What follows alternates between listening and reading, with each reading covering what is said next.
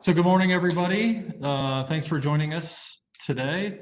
Notice of the time and place of these committee meetings was publicized by notifying the area news media, by updating the OPPD website, and by emailing such notice to each of the district's directors on July 10th, 2020. Thanks, everybody, for joining us again via WebEx events. As a reminder to board members, senior management, and all OPPD staff, please mute your microphones to reduce background noise. That would be appreciated. To members of the public, if anyone is there, thank you for attending. You're in listen-only mode. If you have technology questions, please use the chat feature in WebEx to communicate with the event host.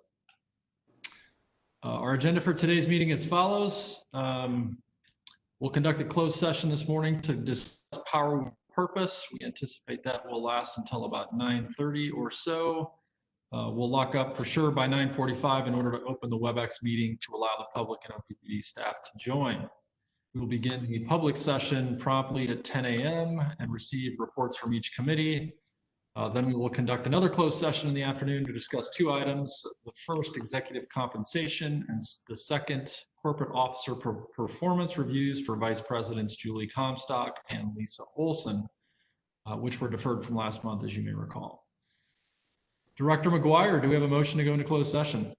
Yes, we do. I move that the board go into closed session at 8:03 a.m. to discuss an update on the Power with Purpose project. With respect to the update of the Power with Purpose generation resource project, a closed session is necessary because the discussion will involve competitively sensitive utility infrastructure information, including potential pricing and types and location of resources that would create a competitive disadvantage for the district if known by business competitors, and also would create a competitive disadvantage for the district if known by potential contractors and property owners that may be involved in the projects. The update also will involve a discussion of legal matters that are protected by the attorney-client privilege and attorney work product doctrine. This motion requires a second to move forward. Second. Wagner? Yes. I saw you say yes. Kavanaugh? Yes. Director Gay is absent. McGuire? Yes. Molhoff? Yes. Moody? Yes. Williams? Yes. Yoder? Yes. Motion carried. The motion to go into closed session has passed. This closed session will be limited to discussion regarding power with purpose. No votes or other action will be taken. As noted, Director Gay is absent currently. Per earlier conversations, and he stated he's got a conflict of interest with respect to power with purpose, so he will join us for our public session at 10 a.m. Public attendees, if there's anybody there, we're going to be bumping you off now.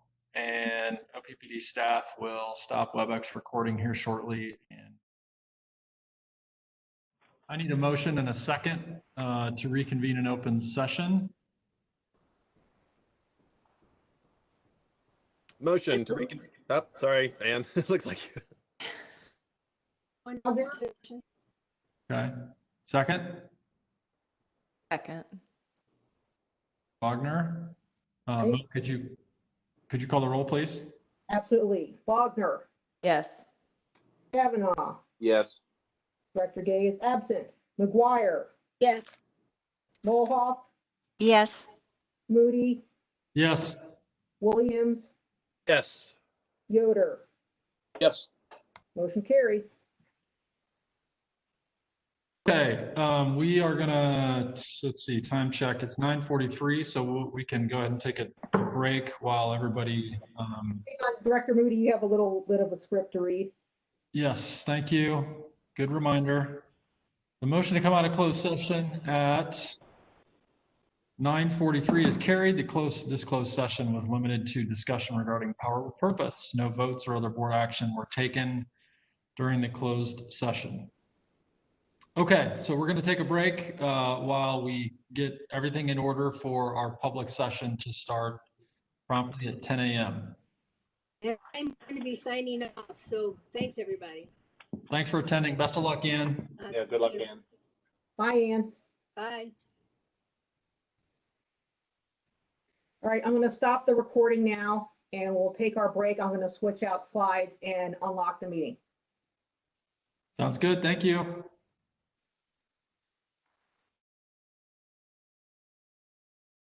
Okay, I've got 10 a.m. We're going to go ahead and get started. So earlier before the closed session, I made the announcement regarding public notice of this meeting. As a reminder to board members, senior management, and OPPD staff, please mute your microphones to reduce background noise to members of the public. Thank you for attending. You are in listen-only mode. If you have technology questions, please use the chat feature in WebEx to communicate with the event host. We conducted a closed session this morning to discuss power with purpose. Now we will hear the following committee reports. Director Wagner will cover the Finance Committee. Director Mulhoff will cover System Management Nuclear Oversight. Director Yoder will lead the public information. And I will step in for Director McGuire to handle the governance discussion. After the public session concludes, we will conduct another closed session to discuss two items. First, executive compensation, and second, the corporate officer performance reviews for Vice Presidents Julie Comstock and Lisa Olson, which, as a reminder, were deferred from last month. Mr. Burke, could you give us a safety briefing, please? You're on mute, Tim. I try to respect your request of muting. 10 actions for every Nebraskan. We've talked about this before, but Mo is going to put up the next slide here, which is we just created a video yesterday. We'll be announcing to our employees our commitment for masks internally to the organization as we bring back essential employees, contractors for essential work. To make sure that we do that in common spaces, maybe not at your cubicle, maybe not at your desk, but in walkways, hallways, elevators, break rooms, potentially conference rooms, depending if you cannot social distance. And this is just a really great representation of the impact of that. The one thing it doesn't show here is two people with masks. I think if it's, I guess it does in the low impact area here. This is really, really important. And, you know, a couple things I've found really, I don't find a lot of useful things on Facebook, but this one I did. And it says, I wear my mask in public for 3 reasons. Humility. I don't know if I have COVID, as it is clear that people can spread the disease before they have the symptoms. 2, out of kindness. I don't know if the person I am near has a child battling cancer or cares for their elderly mother. While I might be fine, they might not. And for the community, I want my community to thrive, businesses to stay open, employees to stay healthy. So let's keep a lid on COVID, and that helps all of us. And this is just, you know, the message about, hey, wear masks, wear masks, wear masks. And I just got my new Nebraska masks, so I'll start wearing it. So, and I have been very religiously wearing masks anytime I'm in public and in public places. So with that being said, that's the safety briefing from the day. Wear masks, wear masks, wear masks in public where you cannot social distance. So thank you. Thanks for that, Tim. I would echo everything that you just said. Nothing more important that we can do as a community right now to stop the spread of COVID. We're seeing it run rampant in other states right now, and we don't want to suscept ourselves to those same concerns. Okay, we are going to go right into the Finance Committee report. Director Wagner, you're up. All right, thank you.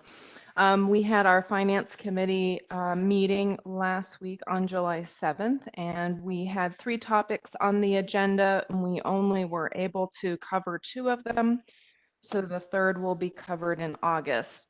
The first item that we talked about was an update on the RAIN project, which I think I mentioned a couple months ago in context with looking at moving our residential rates to a 3-part rate. The RAIN technology would enable that data collection without an expensive and costly investment, lengthy investment in AMI metering technology. So it is a technology that's being developed internally at OPPD and still very much in a testing phase to see if we can get quality data from that. And so the innovation team gave us an update on what they've done, what they're looking at, and what their next steps are to bring that technology forward. I think through those conversations, it really kind of highlighted 3 particular areas where we're really looking to help our customers, and it's customers, community, and OPPD operations. So on the customer side, this technology would enable outage notification that is more timely. It would also provide us an ability to design rates in a very accurate way and provide targeted products and services for our customers and to meet their needs. From a community standpoint, this technology would enable a smart city approach to planning. We would potentially be able to collaborate with MUD and other utilities in the area. And then it would provide maybe additional connectivity for agriculture. From an OPPD standpoint, it will definitely help us manage our distribution level systems in a more robust way and add additional efficiency in our operations. Would any of my committee members like to add anything more to the RAIN topic? I'm looking for hands.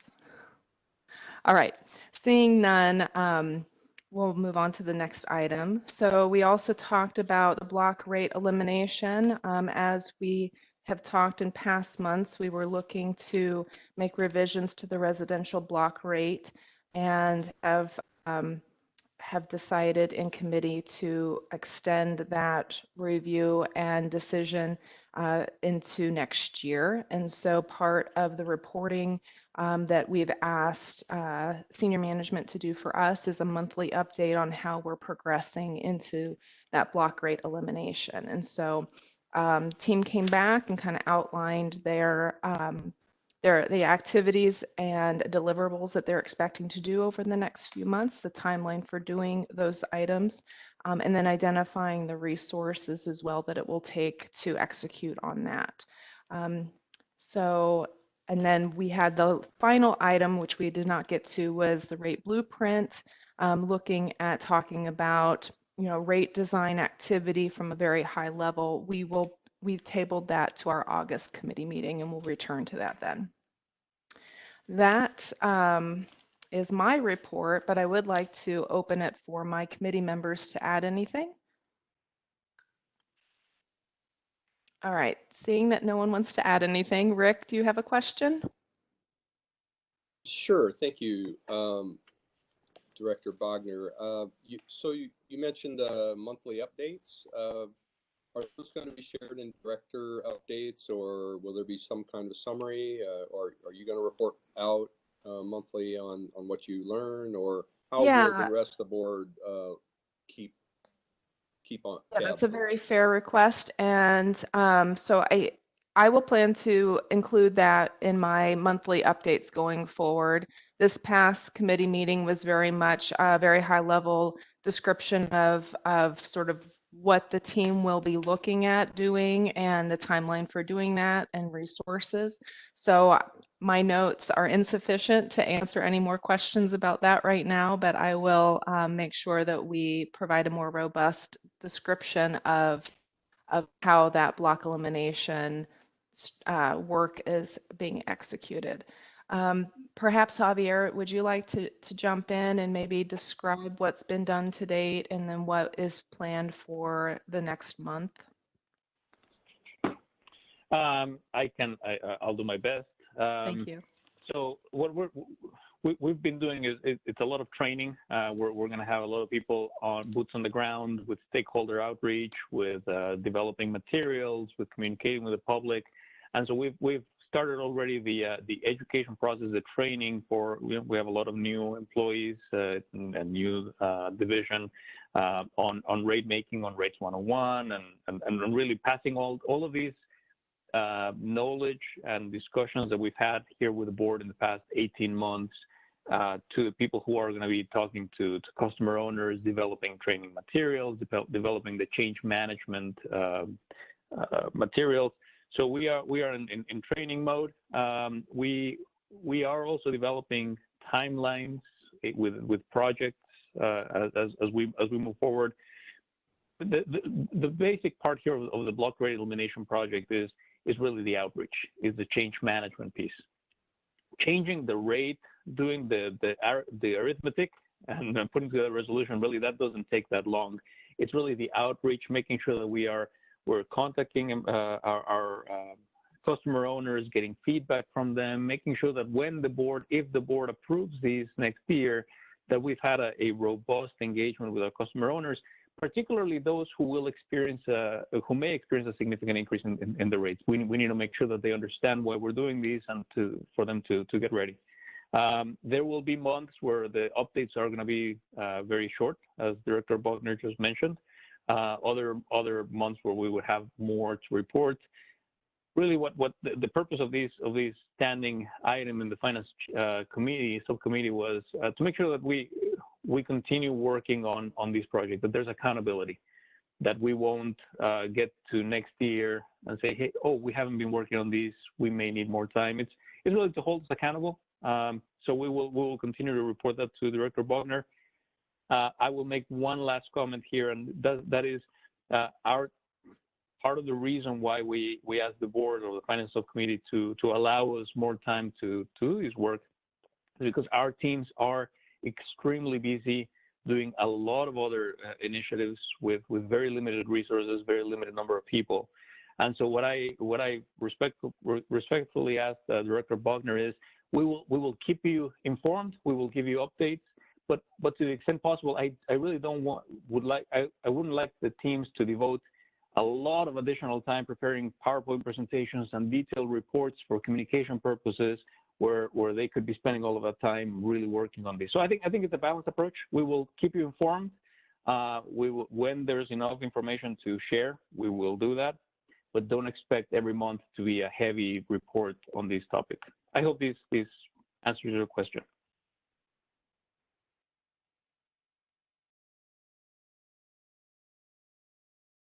Let's see. Eric, do you have a question or comment? Yeah, I'm glad to hear about the change management and the public engagement that we're going to be doing around this important topic. Javier mentioned the idea that there might be some people who would potentially see an increase based on their usage pattern. I think it's also important to remember that early projections are that relative to the number of people who might see a level or even decrease based on a rate structure change here, that there is a significant percentage of all the ratepayers who would be on the other end of that. And so while it is important to engage with those who might see a change, an increase, it is also important to remember that even those who might see a smaller change but might be on the decrease side, we need to engage with them as well so that everyone has a comprehensive understanding of the benefits of a rate structure change like this. While few might be largely impacted and many might be small impact, I think it's important that many are still informed of what the impacts might be from this type of a structural change. Because in general, the percentage who would be either insignificantly impacted or positively impacted with a potential decrease in the overall cost is large relative to the other percentage who might be negatively impacted. So I think that's an important thing to keep in mind, that we do want to communicate very broadly what the largest percentage of the impact would be or potential impact would be during this restructuring. And thank you for the clarification, Director Williams. I agree with your comment for sure. I think my comment was we will for sure will focus on those customers who would see an increase first, but it doesn't limit the change management there. I think it's for all customers and really reflecting to your observation. It's a change for all of us, and we need to communicate that well. So thank you for the clarification. All right, and that concludes, unless there are other comments, I don't see any other hands raised here. Okay, just checking on that. That concludes my report. Very good, Director Bogner. Thank you for that. we are moving right along to System Management Nuclear Oversight, Director Mohoff.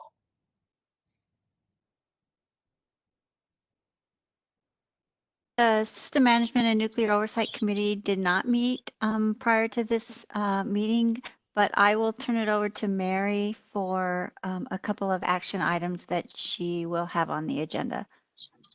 Thank you, Director Mulhoff. I appreciate that. I'll start with Nebraska City Unit 1 Condenser Retube Materials Contract Award. We're asking the board to approve award of this contract. A little bit of history. In 2016, the Alpha condenser, we have 2 condensers made up of Alpha, Bravo, Charlie, and Delta water boxes. The Alpha water box was replaced in 2016. We did that specifically because what we're seeing is chloride pitting on these tubes, causing to plug some of the tubes that are inside of the condenser boxes. Each condenser box is made up of a little over 10,000 tubes. And in order to test the solution, we put in a 316 stainless steel instead of a 304 stainless steel component. Since that time, we've seen no deterioration on the Alpha water box. And so what we're presenting today is a replacement for the remainder of the 3 Bravo, Charlie, and Delta water boxes and the condensers. These condensers have had a 20 to 30-year life. They've been in service since the beginning of Nebraska City 1 in 1979. And so it's really lasted us quite a bit longer than we had anticipated. Typically, after 20 years, you probably would have replaced these. So it's been a good component for us, but we're getting towards the end of life on this, and we're seeing more and more tube failures and having to plug that, and it's really causing detriment to the overall condition of the plant and being able to operate this plant efficiently. We did receive 2 bids. One was determined to be technically unacceptable. The second one was Plymouth Tube Company. Plymouth Tube Company did do the replacement of the Alpha water box tubes, and so we do have some experience with them. And so we are asking the board to award the contract to Plymouth Tube for the material and fabrication of the Bravo, Charlie, and Delta replacement tubes in Nebraska City Unit 1 main condensers.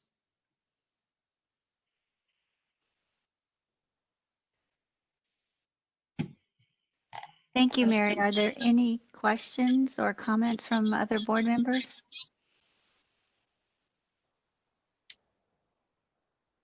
So I Janice? noticed- oh, Go ahead, Amanda.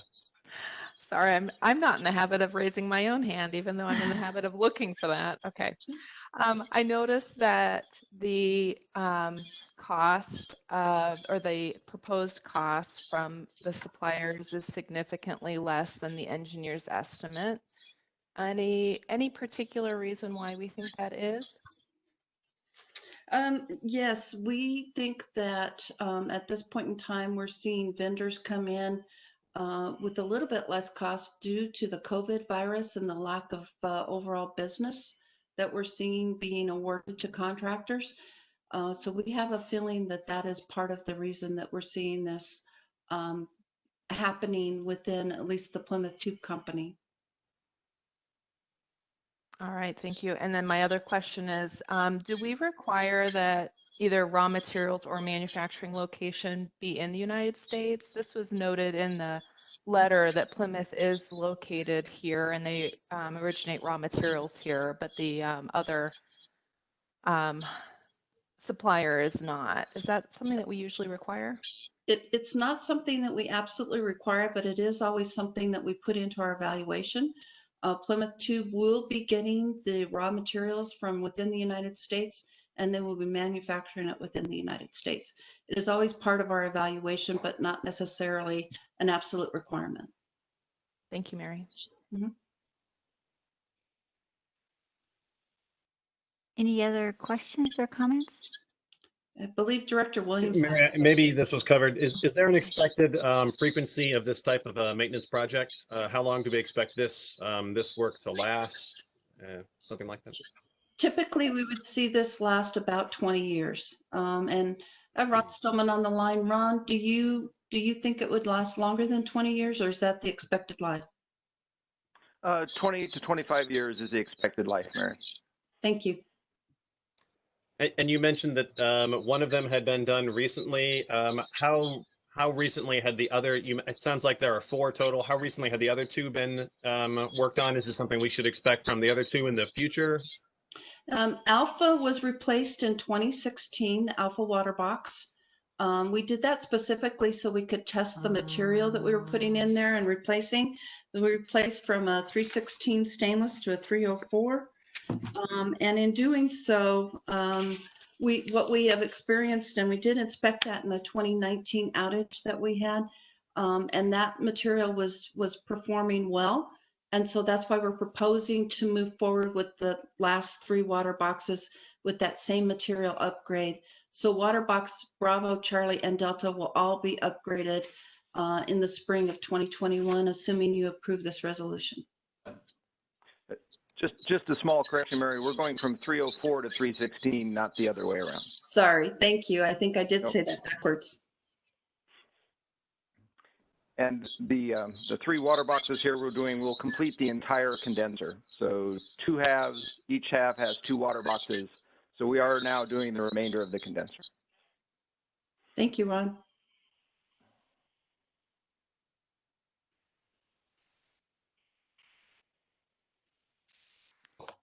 I don't see any other hand raised. So let's go on to the next item, Mary. Okay, the next item that we have for action in front of the board is the Nebraska City Station Unit 2 primary air expansion joint relocation.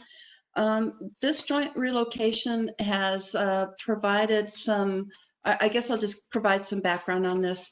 4 of the primary ducts and expansion joints at Nebraska City, we've had some historical problems with these. They're fabric, they're made of fabric, and they lay in almost a horizontal position on the primary air duct.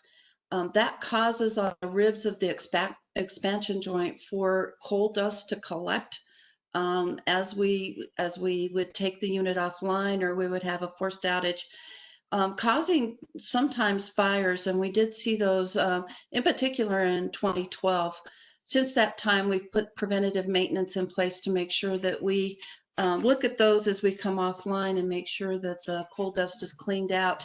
But it does create an issue for us in terms of operationally concerns going forward. What we did is we went in and we relocated one of the fabric joints to be in a more vertical section of the primary air. And as we've done that, what we've seen is we've monitored the performance since 2019, and that has really improved the use of the expansion joint. And we have seen no buildup of coal dust. And so we think from a safety perspective, this is certainly something that we want to continue to move forward with.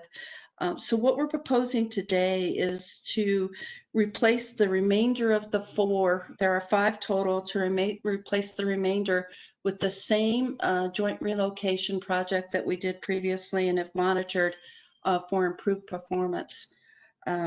We think that this will allow us to keep the fires from occurring and to really improve the overall safety of the operation. While we have mitigation in place, this is something that would be a more permanent fix for this problem. We have seen in a sister station that they've had similar issues, and so we are not unique in this regard, and we have put some mitigation in, but this would be a permanent mitigation. We received 5 bids from different companies. One was determined to be technically non-responsive. We evaluated the other 4. As we looked at these bids, we are proposing to go with Southern Field ECC as the overall best bid. And we would ask that the board approve the award of this contract for labor and materials for the remainder of the 4 coal primary air ducts and relocation of the expansion joints.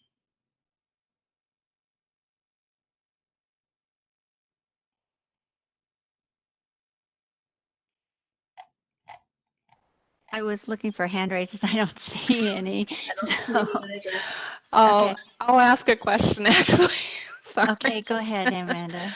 So on this one, I don't know if we've seen quite the spread of bids like this before. That to me was quite alarming, and I appreciate the letter that kind of outlines how the bids were very different. Again, sort of any speculation on why such a wide range, particularly from if we look at Southern Field all the way to Total Western. I mean, that's a big spread. We did note that we didn't think that they were financially competitive. And at this point, I don't know that we have any more information as to why. I will note between, excuse me, TEI Construction and Southern, the differences in those bids were really around whether or not they had put the cost in to work in a confined space. This will require that type of work. And so overall, the best overall bid was Southern because they did include that type of work in their bid. And Ron, do you have any speculation as to why the other two were significantly higher? Yeah, sometimes, Mary, if a consulting company that we've used in the past is busy and has a lot of work, they will still submit a bid so that they know that they can keep in contact with us and that they're being responsive to our request for proposal. But they'll add a lot of cost into their bid because they really don't want the work. And if they get it, they would have to go out and hire a lot of extra management and labor to actually be able to execute. But they don't like to disappoint us by not submitting a bid. Thank you. I appreciate that, Ron. So I guess that kind of leads me to another question. So Southern Field, I believe, is the one that we're recommending for approval. They're based in Alabama. Would their workforce also be coming from Alabama, or would they hire local individuals to complete this project? I don't know the answer to that. Ron, do you? Most of the times, these companies will have a full-time management team that comes basically from their headquarters. That would be the foreman and their safety representatives. And then they usually hire local labor to fill out the labor portion of the force. All right, thank you. Any other questions? Mary, this is something that could cause fires, and I'm assuming that it's pretty critical that we complete this work right away. Is this something that's already in the budget and that we would complete this year, or what's the timeline for this? It is in the budget, but it has to be done at an outage, so it would be included in the next outage. Yep, for Unit 2 would be next spring. And it is something that we do monitor and control. And as I said, we have mitigation in place, but this would be more of a permanent fix, which is why we really want to move forward with it. Right, and the same with the other item is it will be done in the next outage. Correct. It will be done in the springtime as well. Okay. No other hand raised. Mary, would you go ahead and give us an update on the nuclear decommissioning and the exit interview that we had last week? I have some comments about that, but I'll let you go ahead. I would love to. Thank you, Director Molhoff. So there's been, I would say, tremendous effort by the decommissioning staff over the last 9 months, 10 months. They did, as I reported last month, complete the fuel movements from the pool within the building out to our independent spent fuel storage installation facility. All of that fuel is now moved. And then on top of that, they've moved to what we've called ISFC operations facility. What that means is the security footprint at the site and the enhanced security footprint at the site is now shrunk down to be only at the IOF, the ISFC operations facility. That being operational really changes the processes and the procedures and the physical layout of where our security is enhanced under NRC regulations. I will stress that we still have industrial security at the site. And so we continue to monitor and track that. But this is quite an accomplishment for the organization. And so we're glad to see that move forward. However, with that comes the change in staffing. And so as a result, we do have some changes in our staffing. We have noticed about 44 employees that they will no longer have positions at Fort Calhoun. We have put them on a career transition experience for the next 60 days. We will help them to move on to other opportunities by providing them a career coach and a resume writer and a job concierge. And so they have individual plans, and we try to make that as actionable of a transition and plan as we can for those people moving forward. And then last but not least, we continue to move forward with the overall decommissioning. What that has allowed us to do is to really move to what I call the decon phase, which is the deconstruction phase. We will start to tear down buildings that we're no longer using. The warehouse is probably the first one to go. Thanks to Javier and his team in getting that cleaned out. This is really a organizational supported project. So we get a lot of help from all over the district and from almost every part of the district that you can imagine. As we do that, one of the things that we're doing is we're pulling all of the electrical feeds and trying to move them over to what we call a power ring. And it starts to isolate all of the power going in and out of the building that will allow us to do this deconstruction safely. We are also looking at all of the hazards on surfaces and subsurfaces and really trying to get that overall footprint to ensure that we don't have any additional hazards inside the building, whether radiological or non-radiological. And then we mitigate all of those and put a barrier around it so that we know going forward that we've mitigated all of those hazards. Last but certainly not least, we are installing a berm that will mitigate the risk of future high river levels. We've been able to do that with no flooding this year, and that will really protect the site going forward from future flooding. In terms of what our Nuclear Oversight Committee is doing, the Nuclear Oversight Committee is really in there as a quality function to ensure that the progress is being made in accordance with the NRC regulations. NOS reports to us that they continue to keep a current pace. Excuse me. They continue to have procedural adequacy, and they continue to move at a pace that is associated with the progress that has been scheduled. They will be conducting an ISFAC-only facility security audit in July. That really tells us that we're in compliance with our security requirements that have now changed significantly in the month of July. They will also utilize this as an NRC inspector procedure for review. So as our NRC inspectors come in, which we expect later in the year, they will also be looking at the same level of scrutiny at our facility and whether or not we've transitioned appropriately. They will also conduct a short fitness for duty facility assessment as we've transitioned over to the CHI testing facility. In addition to that, they continue to participate in vendor audits, or excuse me, in management assessments within the industry. This helps us to maintain our qualifications and our skills. They'll be doing one of those independent management assessments with Humboldt Bay. Humboldt Bay will return that favor to us later this year. It's required to do this every 2 years to make sure that we have an independent QA program.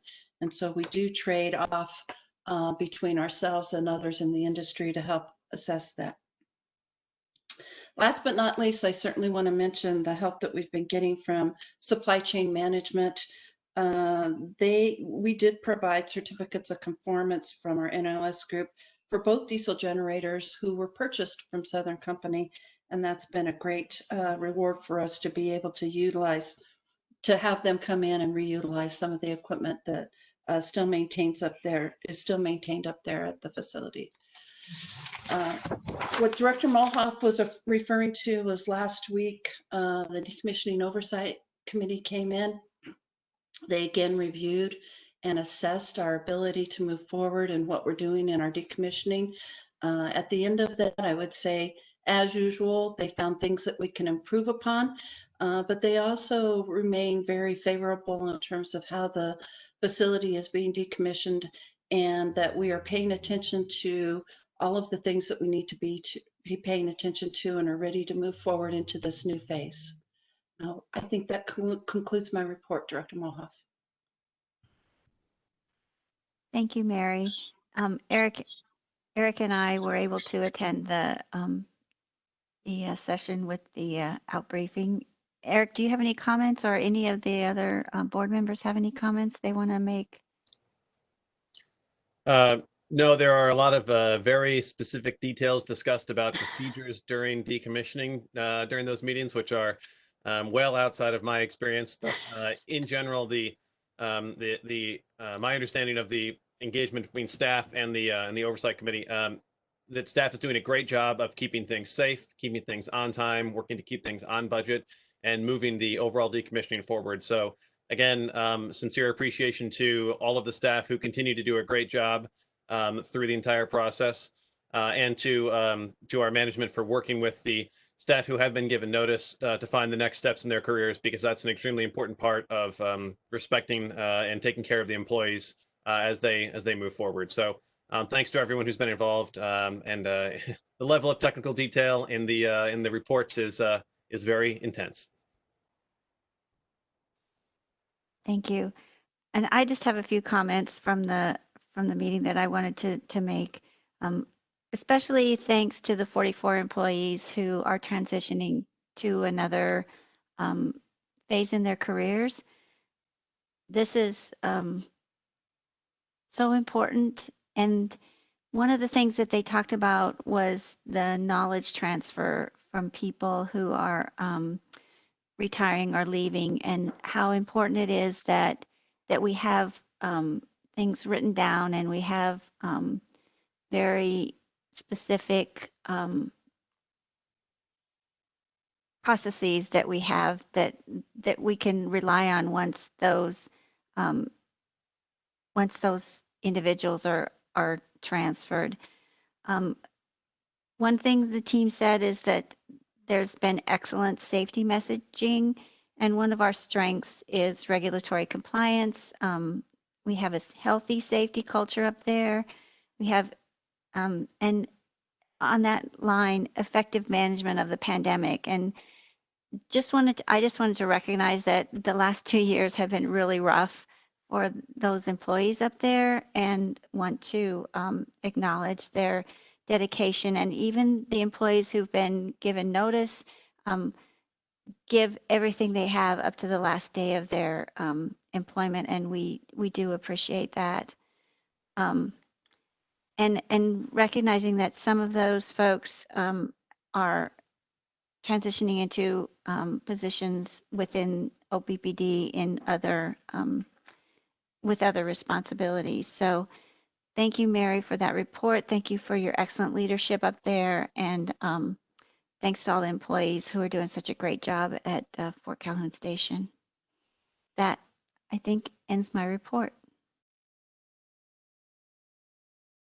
Okay, well said, Janice. Kudos to everyone on exceptional work. Every time I sit in on one of those meetings, I'm just increasingly impressed with all the work that's been going on. So no surprise to hear you two say that as well. Okay, that concludes the System Management Nuclear Oversight Committee report. So we're going to just jump right into public information. Director Yoder, you're up. Thank you very much. So the Public Information Pre-Committee met on June 2nd, last week. The rain update, Director Bogner, you did a great job describing it, so I don't think there's any need to repeat that. We're down 2 members. Director Kavanaugh, did you want to comment on it at this time? No, I'm fine. All right, thank you very much. I put on the agenda the Pride recap that Vice President Olson was so good at putting out for the directors to review. My intent was to find out if members of the committee wanted to be more pointed in its support of diversity in the marketplace, and suggested that the legislative resolution that we've been working on offers a way to do that. Members of the board seemed satisfied with our current SD language and on supporting diversity in the workplace. So it's not going to be included in the legislative resolution. And I think that's fine. But if any of the other board members feel strongly about that, that legislative resolution is still moving forward, and you can certainly come back and ask for that. About the legislative resolution, we have a pretty much final draft ready for discussion. At the tail end of that pretty much final draft was a list of 7 topics that had been pulled from current events, such as the diversity element, and from one-on-one discussions with board members outside of the PI committee, and comparison with NPPD's legislative resolution. Why we not included that in ours. These 7 topics is pretty much what our discussion focused on during the PI committee. Those were narrowed down to 2, and Lisa's team is working on some language on that. Some intent was given in discussion. Language is coming, and I expect that we will have a final draft document for full board discussion at the August committee meeting. So a month from now, more or less. The 2 items that were added to the initial draft were on land issues, and I believe nuclear was the other one. So that's what we have. Just want to reinforce that the intent of the legislative resolution is to indicate board preference when strategic directive language is open to wide interpretation. Indicate board preference when the SDs conflict, and also to indicate specific board support for persistent issues dealt with by legislative bodies or administrative actions. So those are the reasons why we're moving forward with this. It gives, it improves the communication between senior management and the board.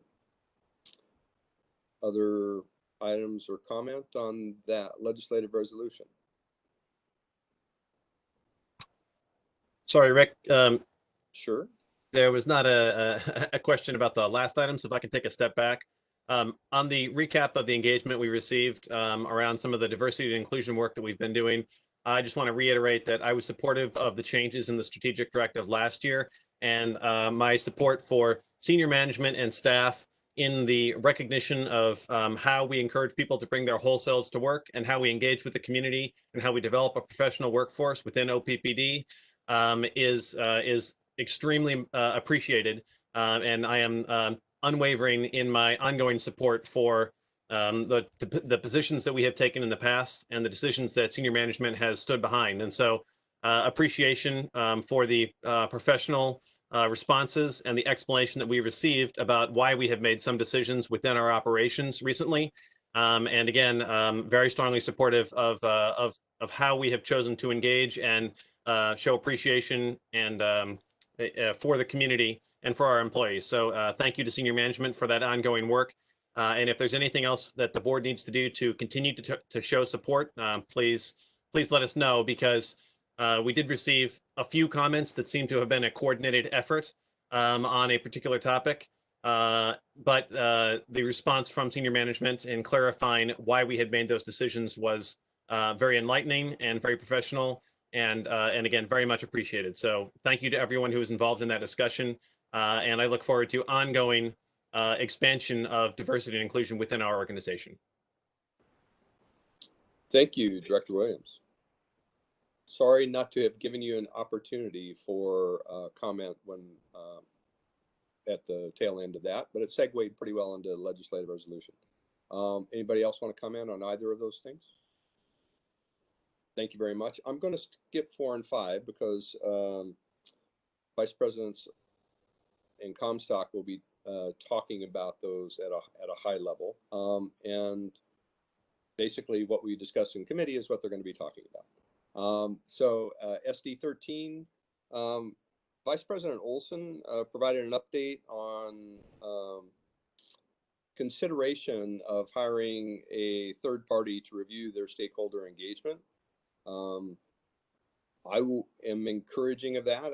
I think it shows strength to bring in an outside party to review what we're doing and to make what is good better.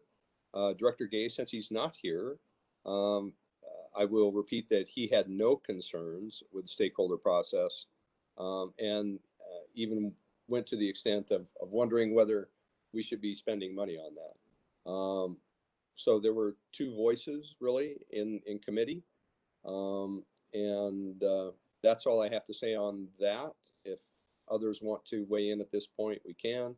Otherwise, I'll turn it over to Vice President Olson for the legislative and regulatory update.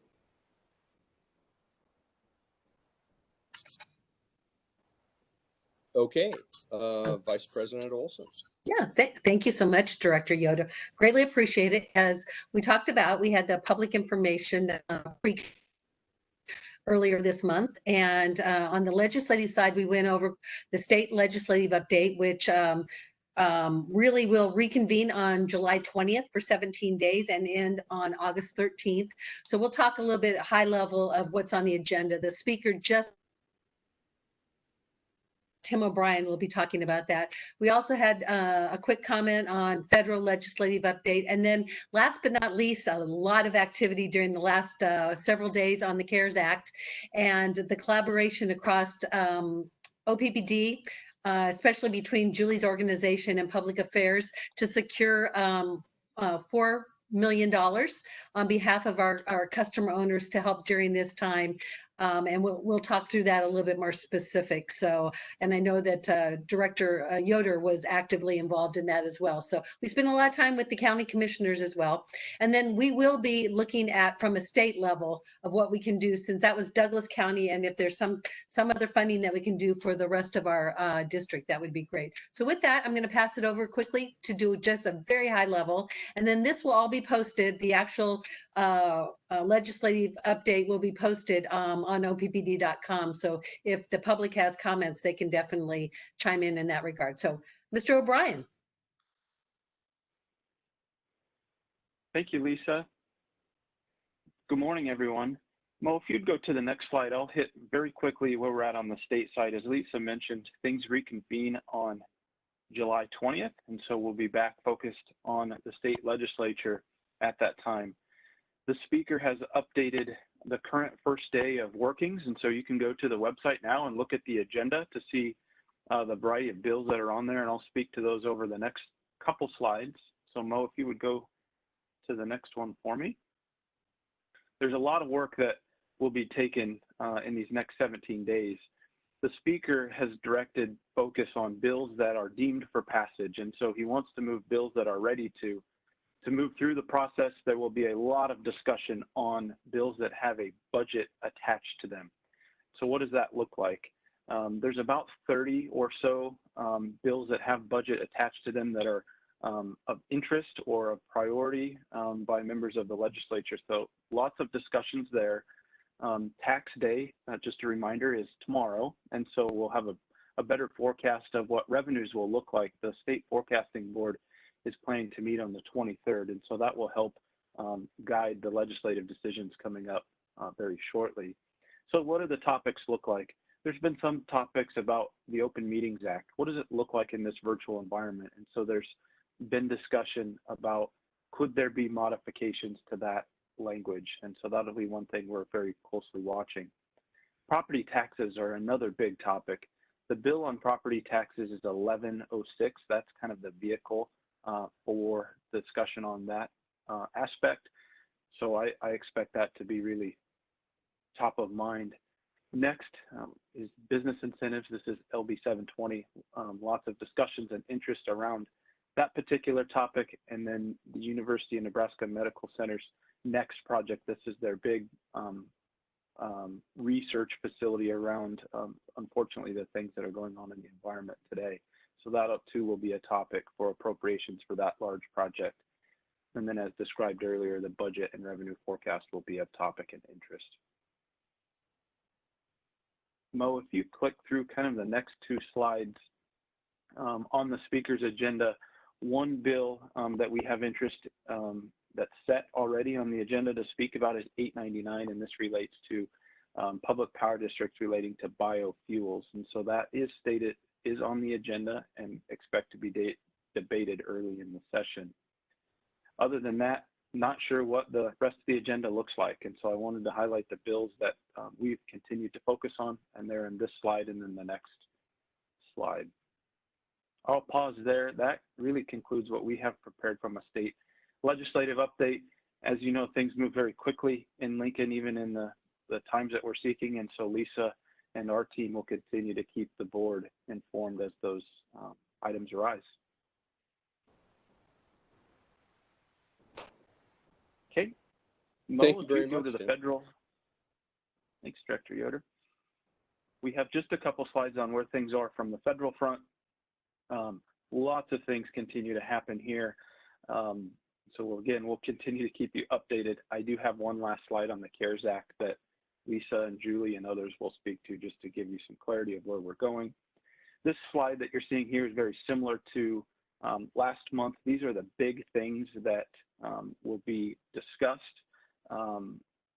Being an election year, there's always attributes to that. And so I don't want to walk through all of these in detail, but you can see the list. The first one is the Foreign Intelligence Service Act. This is for us to watch cybersecurity. The other items are on appropriations. You see the transportation bill. That's been moved into HR 2. So that's the big bill you might have heard about that includes so many different components from transportation, climate, a lot of other energy items. And so we're watching that bill very, very closely. It has moved through the House process, and the Senate has talked about it needs adjustments for them to further discuss that. So we're watching that very, very closely. And then some other items on defense, and then some health related items in defense we keep very close, certainly for OPPD, and then cybersecurity components as well. Well, if you'd go to the next one. The next slide here, we're watching what would be the next phase of stimulus or recovery funds. Lots of discussions going on this particular topic. There's been focus from both parts of the federal process to move something forward coming up. And so Seth and the team have been watching this closely, lots of debates. I don't have a clear picture to share with you, but want to highlight here's kind of where we're at in that fourth phase of the process. A couple other things I want to close out that you may have of interest. One is the House Committee on Climate Crisis released their recommendations, I believe just a couple weeks ago. They've created an excellent website that highlights those recommendations. So there's a summary, fact sheet, etc. The plan that's included is about 500 pages, and so we're working through what that looks like with our peer organizations, with APPA and LPPC and others, to understand the opportunities in this particular proposal. It really does align around SD7 and the net zero goal by 2050. So we're watching that and reviewing that very closely. So that is a big part of what we're focusing on. And then also HR 2, called the Moving Forward Act, that I described earlier, that is really a melting pot of all kinds of different proposals to move forward yet this session. So with that, that concludes the federal update. The last slide is on the CARES Act. Mo, if you would go to the CARES Act. I will turn this back to Lisa and Julie. We've had great success and wonderful work by the team to support our customer owners with the opportunities that the CARES Act has provided us. Thanks for providing this update. Yeah. O'Brien. And like I said, lots of moving parts right now. We're back in the thick of things in that regard. So, but wanted to close out with the CARES Act. And it's been a great partnership with MUD. And I think the commissioners have greatly appreciated that. And I think that's where we had our success of making sure that like Britton and Seth were available for questions. And I know Director Yoder was involved in some of those as well. So Julie, is there anything that you would like to add in that regard? I don't have anything specific to add other than I really appreciate the work that Britton Gable has been doing along with Seth Voiles to work with the county and with MUD and with our partner in Dollar Energy to secure these funds and set up the qualifications and the program processing to really make it as easy and transparent as possible for the customers that need assistance for COVID related expenses. Thank you. So we'll pass it on to Director Yoder. Yeah, if I could interject just a little bit. Look, I would like to convey on behalf of everyone in the committee, I believe, and everybody on the board, our thanks to Douglas County for carving out the $4 million in utility support for Douglas County residents impacted by COVID. I want to send particular kudos and thanks to Douglas County Commissioner Kavanaugh for his work on this, and it wouldn't have happened without the excellent work on behalf of Seth Voiles and Britton Gable, who worked with Commissioner Kavanaugh. So thanks to everyone who worked on that. I'm sat in on the Douglas County Health and Human Services meeting last Thursday, where it was clear that Douglas County may have carved out the money, but they definitely need the utilities to have the process to distribute it. And otherwise that money would not flow as quickly without our help. So very proud that OPPD has a process in place and is improving it, and it's adaptable, it's flexible for this kind of this additional assistance that we weren't expecting, but worked pretty hard to make happen. So thanks to everybody.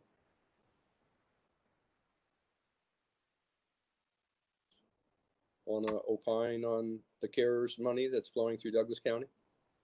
I just had a question about the $4 million.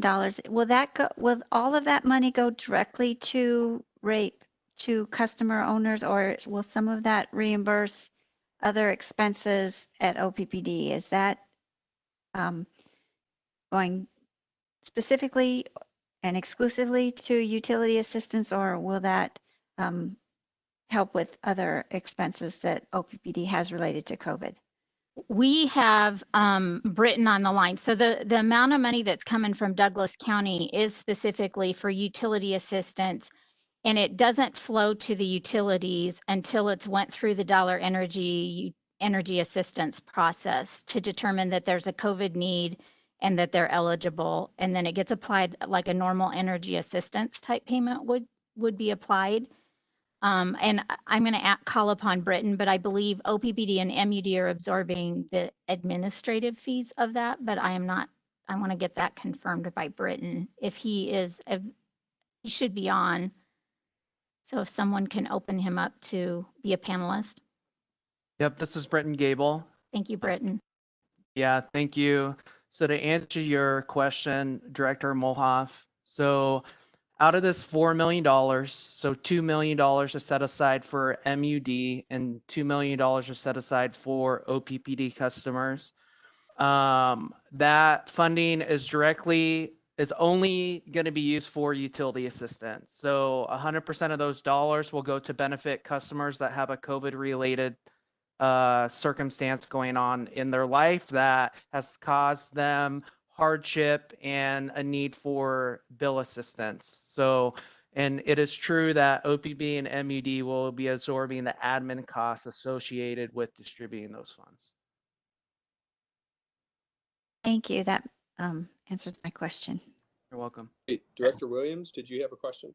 Yeah, so I know that some of these details are still in process, but where is the best place for people who are interested in this to get that information? And is there a timeline for when the guidelines will be available for people who might believe they are eligible and would like to apply or like to communicate about this? Is that a communication to OPPD to ask about eligibility, or is that a communication directly to Dollar Energy Fund?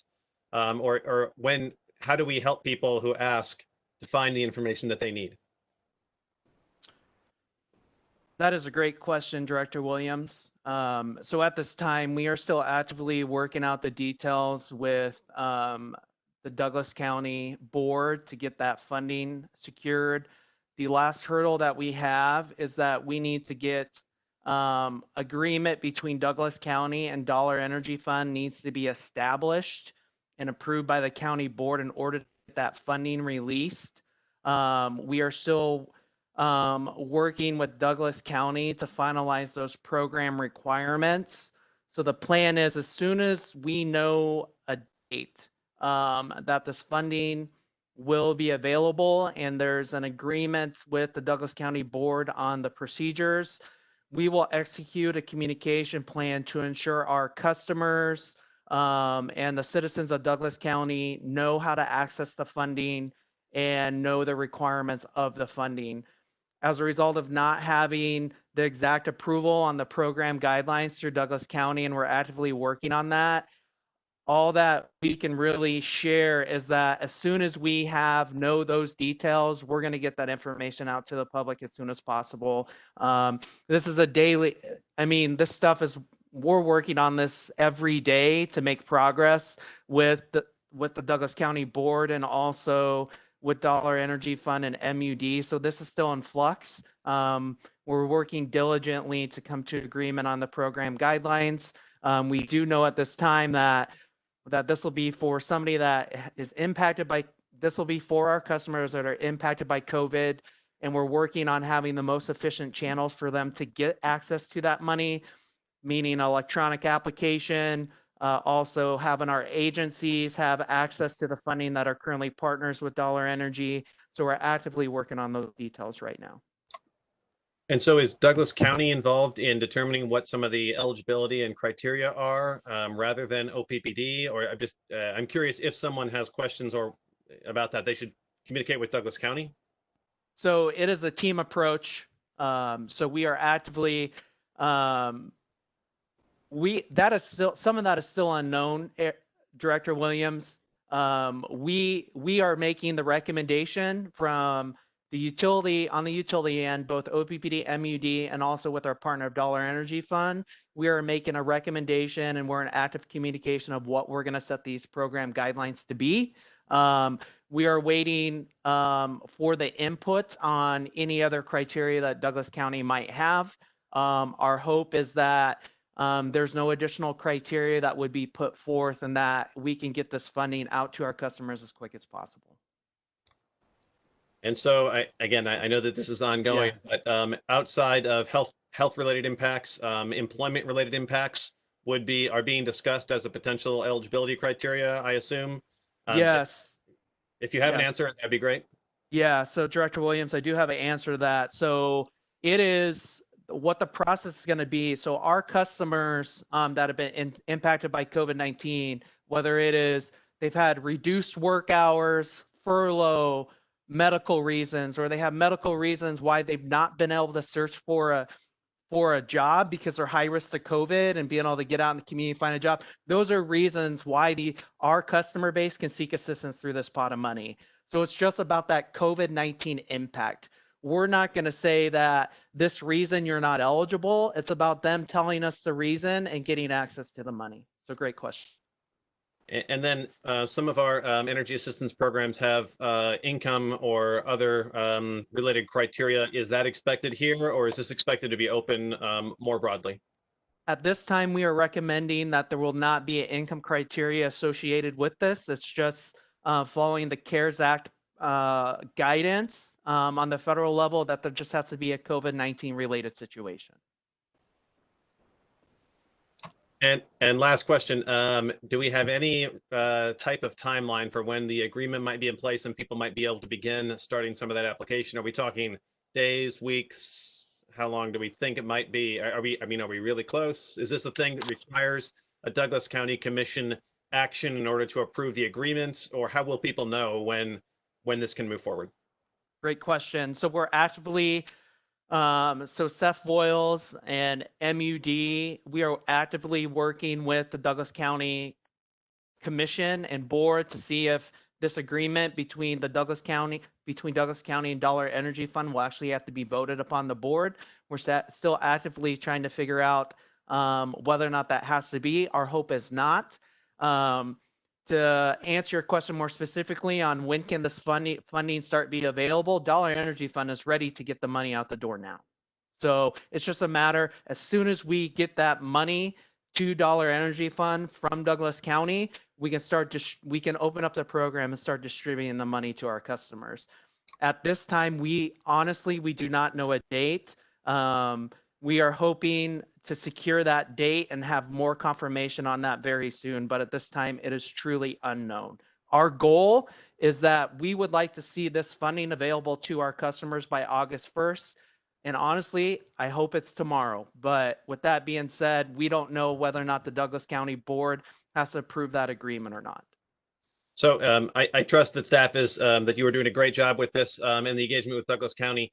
But similar to other areas, since the OPPD board meets only once a month, if there's anything that we can do to support these steps, please feel free to reach out by any channels necessary during the month so that we can be supportive of advancing the timeline on distribution of funds as quickly as possible, because people are feeling real impacts now and have been 4 months.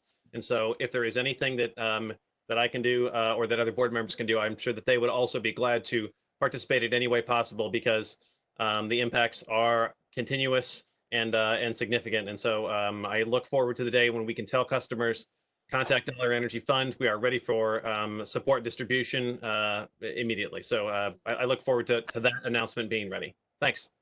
Thank you, Director Williams. I think that that level of earnestness and need is something that was I heard at the HHS meeting last Thursday.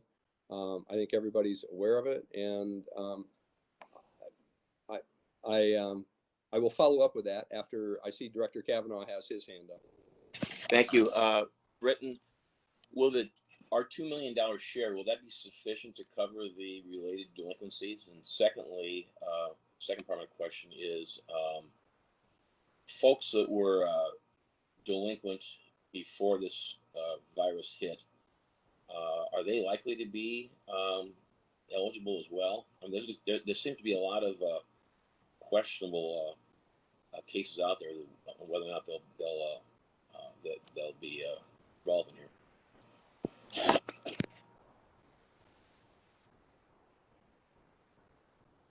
Thank you, Director Kavanaugh, for the questions. To answer your question about customers that were delinquent before, so we have been actively trying to communicate to our customers different means of channels for assistance. Those customers that were delinquent before and now have been impacted by COVID-19, are those customers going to be eligible for this CARES Act funding? That would be a yes, because they have a COVID-19 related circumstance now at the present time that's preventing them to have financial means to be able to pay their bill. So with that being said, the customers that were delinquent before, and if they have a COVID-19 circumstance that is causing them either they will be eligible, but the ones that don't, we will get them funneled through to the LIHEAP program and other assistance channels such as our EAP program to help. And with your question about the $2 million cover the amount of need, so we are still actively at OPPD looking at our updated arrears information. It's apparent that Douglas County, if we spend this entire allotment of $2 million, that there is potential that we could secure additional funding in the future through CARES Act allocation. So more to be known about that in the future. But at this time, we believe that the $2 million that we have available will be able to help us with our customer base that is struggling to pay their bill. Okay, thank you. You're welcome.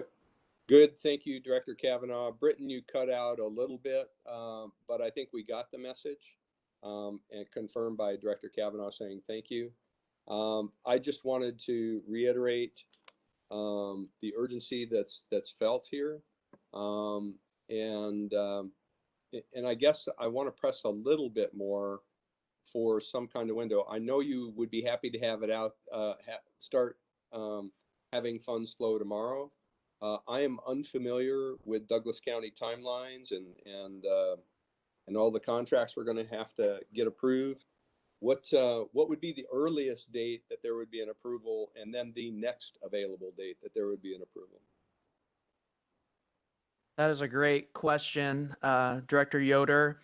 So it is my understanding that the next available, if the agreement between Dollar Energy Fund and the Douglas County Board has to be approved, the next board date to where that would be on the approval docket would be July 28th.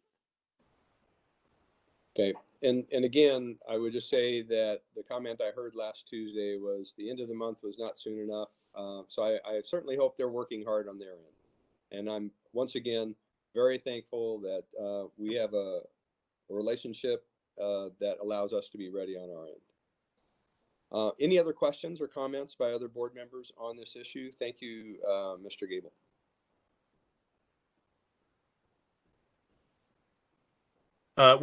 With regards to OPPD's engagement here, I hope that most of our effort is focused on accelerating the timeline for distribution of funds, and that that we don't spend too much effort on identifying potential ways that people would not be eligible, or putting hurdles in the way of people who are asking for help. That I think that evidence for people asking for help undeservedly is not substantiated. And so I hope that our efforts are primarily in accelerating the timeline and moving toward as much assistance as quickly as possible for people who, again, for months have been feeling impacts. So again, thanks, Britton and Seth and everyone who's working in that direction. Director Williams, this is Tim Burke. I think we would agree with you in all of that. The team and our partners are also understand that the county has some requirements relative to the CARES funding that they have to meet. And so I would just caveat your comments with as long as those funds meet the requirements set out by the CARES Act, I'm in full agreement with that. So we just need to make sure we do our side of making sure with first dollar, those funds are used for the reasons identified in the CARES Act. And I think that's the clarity that we're trying to get, to make sure that there are no concerns or issues as the government would audit how those funds are being used. And so with that being said, I think Britton and Julie and the team and Seth and Lisa are just doing a great job interfacing with one MUD in the county as well. And we'll report back as we know more information with the direct emails to the board on that. Thank you, CEO Burke. I think all comments have come in on CARES. So thank you, everybody. I do want to give VP Comstock the opportunity to give us a quick customer trends update. Thank you, Director Yoder, and I will try to be pretty quick with this. Primarily, it's some good news, I guess. As we've looked at our customer payment trends, I'm trying to provide some consistent information across the past few months so you can understand what we're seeing in terms of our customers' ability to pay their bill. And so on the residential side, what we had reported in the past was that before COVID, 90% of our customers were keeping current at the end of every month when we look at our statistics. And at the end of June, that inched up slightly, almost to 91%. So it's right in line. We're seeing a few less accounts that are in arrears at the June month end on the residential side. On the commercial side, it also inched up. I think in February, before we went into COVID, we had 95% of our customers that were current. And that dropped down to 91% in May, and it's back up to 93%. And I would say it's hitting right about what the average is for commercial over a course of many months. So I think that's looking pretty good. That's not to say that we don't still have some accounts that are in arrears that are challenged to pay their bills. And that's really where the focus of our customer first solution is. But I know that there's been questions about whether the dollars from Douglas County will help meet the need. And so the best we can do is provide the information that we know, the data that we have about our arrears balances. Oh, I'm sorry. I apologize. In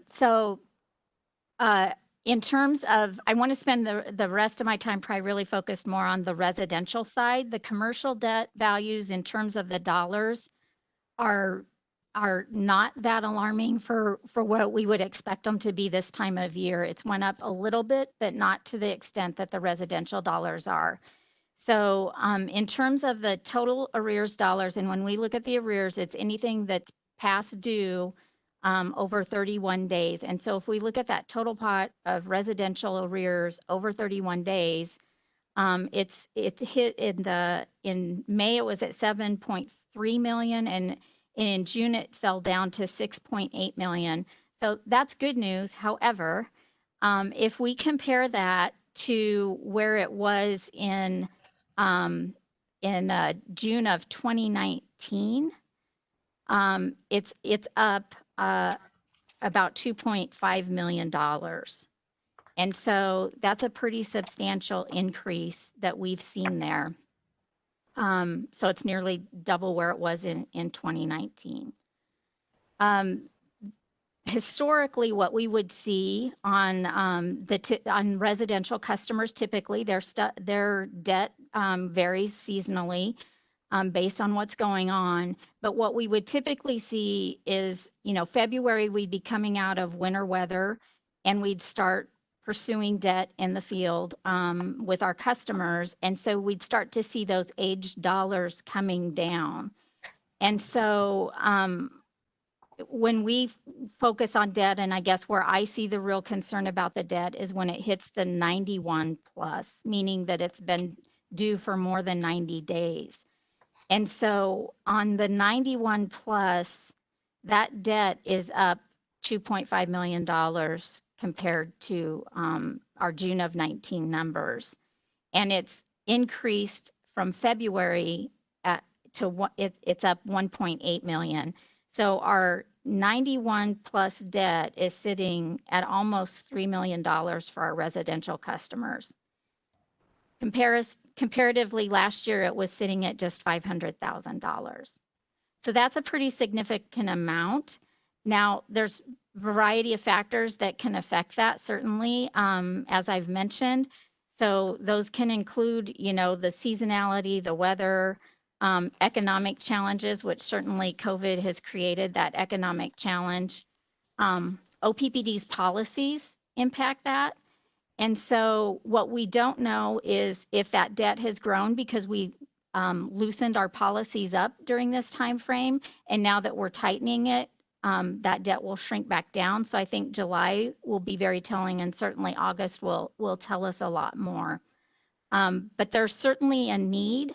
But what we don't know in that $2.5 million that's sitting in the 91 plus is how much of that is directly related to COVID-19, kind of to Director Kavanaugh's question. All we know is that we had about 1.2 million sitting in that 91 plus bucket going into March pre-COVID. So the work that the team is doing, as we mentioned last month, we came up with some different solutions. We're going to continue to approach our customers with empathy and care, even though we're going to be out in the field pursuing collections or disconnection of service as we move forward. And we're going to have the options available for them to quickly get them in touch with energy assistance. We've done some special training and provided additional talking points to our customer care reps, our field representatives that are out in the field and able to talk to the customers face to face. And so we're trying to make it as easy as possible for them to get access to the assistance that is available currently. And obviously then once the CARES funding is available, that will definitely help that situation out. So we're going to continue to monitor the situation, do some additional analysis, and we will keep you posted with these monthly updates regarding where the debt levels are headed. So I will pause. Yeah, thank you. Questions. Director Kavanaugh, is your hand still up or is it up again? I didn't lower down. I will now. Yeah, that's fine. No problem. We'll work on that. Any questions for VP Comstock at this point? I've just got a quick comment. Julie, thanks for the update. It's really helpful. I've had several conversations with members of the public in the last month about what we're doing, why we're doing it, how we're demonstrating flexibility and empathy to our customers. So I appreciate the way in which your team is staying on top of this. I'm caught off. I'm mindful of the criteria we're using to demonstrate that somebody is behind because of COVID, because I think we're all being affected by COVID. So I would really encourage us to the extent that we can be extraordinarily liberal in the way that we're applying criteria for who is crossing that line, so to speak. Whether or not they are without a job or any number of those things, like, it's extended family, it's beyond that. There's just this sense of anxiety and pressure that I think people are feeling, and to the extent that we can not be a source of that is something that I think we want to be really mindful of. I know that that's on your mind. I just want you to know from a board member's perspective that I want us to be very, very liberal in how we're applying that. I appreciate that, and I have expressed that to my team. My team is on board with that. I think, to the front lines that are out there, they're in a very difficult situation because they're trying to work with the customer and demonstrate that empathy and care. But at the same time, on some of these accounts, they may have 750 and up in the 91 plus. So that debt is from well before COVID hit. And so we're trying to balance, how do we accommodate that?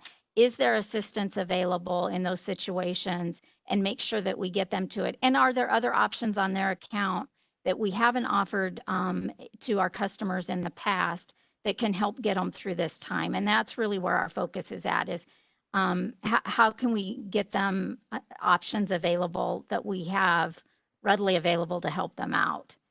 And I think what the challenge has been with our policies, where we, kind of loosened them up, there was maybe the deprioritization, as I mentioned, of paying the utility bill and even having the conversation with us.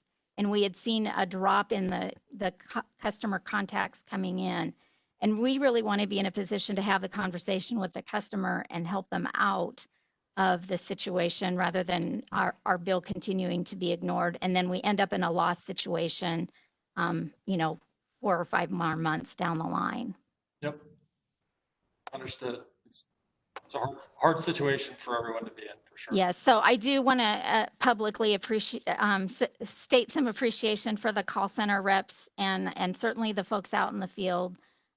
It is a very challenging and difficult job that they do, trying to balance that. And I trust that they're going to do a great job. And we will continue to monitor and adjust how we're approaching this as necessary, from what we're hearing from customers and what we're seeing utilities doing across the nation. Thank you, Director Mulhoff. Yeah, Julie, I just wanted to ask, since we've reinstated the late fees and started action towards cutoffs, have you seen an increase in the calls in the call center then again? I know you said they had dropped off. Have they increased again now that people have that more on their radar? I think we've seen an increase for several reasons. So our June bills, billed revenues were up.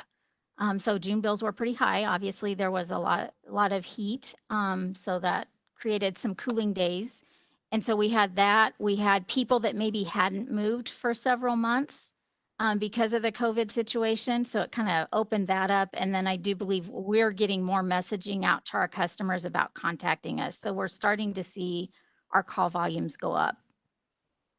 And thank you for that. I know that I've received emails from OPPD talking about resources available and also asking for donations to the EAP, and I appreciate that effort. Thank you. A nice job of segmenting the messaging. So those that we know of customers that are struggling to pay their bill, the messaging is about how to get the assistance.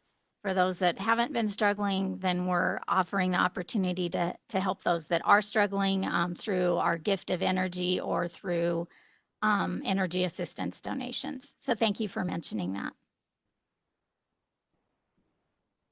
Thank you for the time. Okay, thank you, VP Comstock. For the directors, I did find a couple of documents that I think are pertinent to this on data collections being done nationally. And I think VP Comstock and her entire team is doing a very good job at on this. So thanks for that. Thanks for being open to looking at how to make it even better. And other directors, if you want to dive into a data document, there are a couple out there for you on this subject.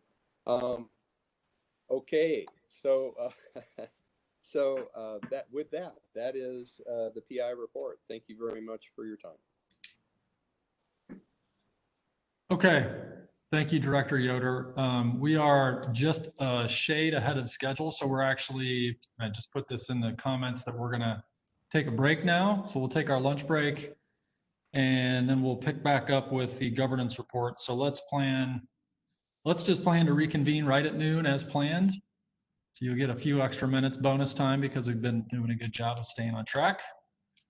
So we will we'll adjourn for break, take lunch, and we'll reconvene at high noon. Thanks, everybody.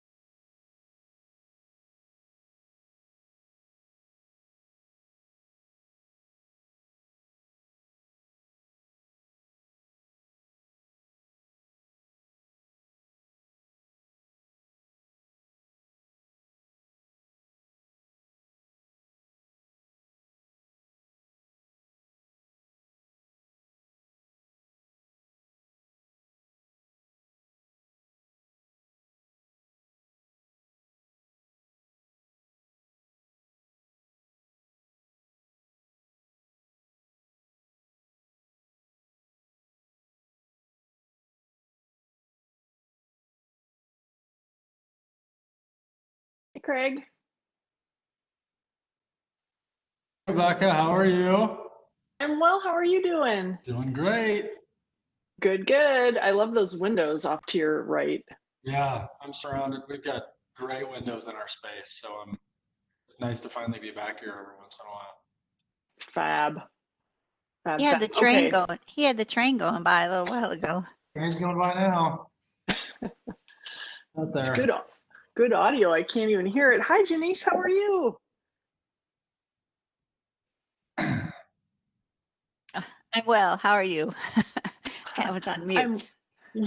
I'm well also. If luck plays in our favor, it'll be a different train, but I may have a train going by in about 10 minutes.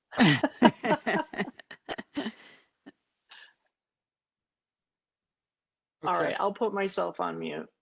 Sounds good. Rebecca, we're going to get through a couple other agenda items before we get to you, if that's okay. So you can just kind of hang out. Yeah, right on. I'll be on standby. Thank you. So I've got 12:01, so let's go ahead and reconvene, folks. I'm seeing some still having lunch, but we'll just jump in anyway. Rick, Janice, Eric, Amanda, and Director Kavanaugh, I just want to confirm that you're back with us. Are you here? I'm here. Okay, great. So let's go ahead and go right to the governance report. I'm going to step in for Director McGuire, who is unavailable today to cover. We did meet last week. All 4 of those items that are on our agenda that you see in front of you now, we are going to discuss today. So I don't need to go into any detail on any of them. The first 2 we'll talk about now, and the latter 2 we will talk about in our closed session later this afternoon. So I'm going to turn it over to you, Mr. Foch, to talk about, well, actually, yeah, go ahead. You can talk about ratification and then just go right into the bylaws amendment, if that's okay. Great, very happy to do that. The ratification that is on the agenda is simply an opportunity for the board to acknowledge that it ratifies these conversations that have been happening virtually. It's kind of a housekeeping item, if you will, but it's important as we've moved from a physical into a virtual environment to make sure that we're doing these things that will show up on the board agenda, and that's just for everyone's awareness. That's all really on the ratification side of it, unless Steve Bruckner, you have any additional comments. No, Scott, no additional comments. Great, thanks. I think we can jump into the bylaws amendment. Really, there's two things I want to highlight here. As we've shifted from a physical environment into a virtual environment, it was important for us to think about how do we return to physical environment, and is it appropriate for us to return to OPPD buildings, which we know are currently locked down, and really trying to make sure that we're able to protect the workforce as well as public and whatever decisions we would make.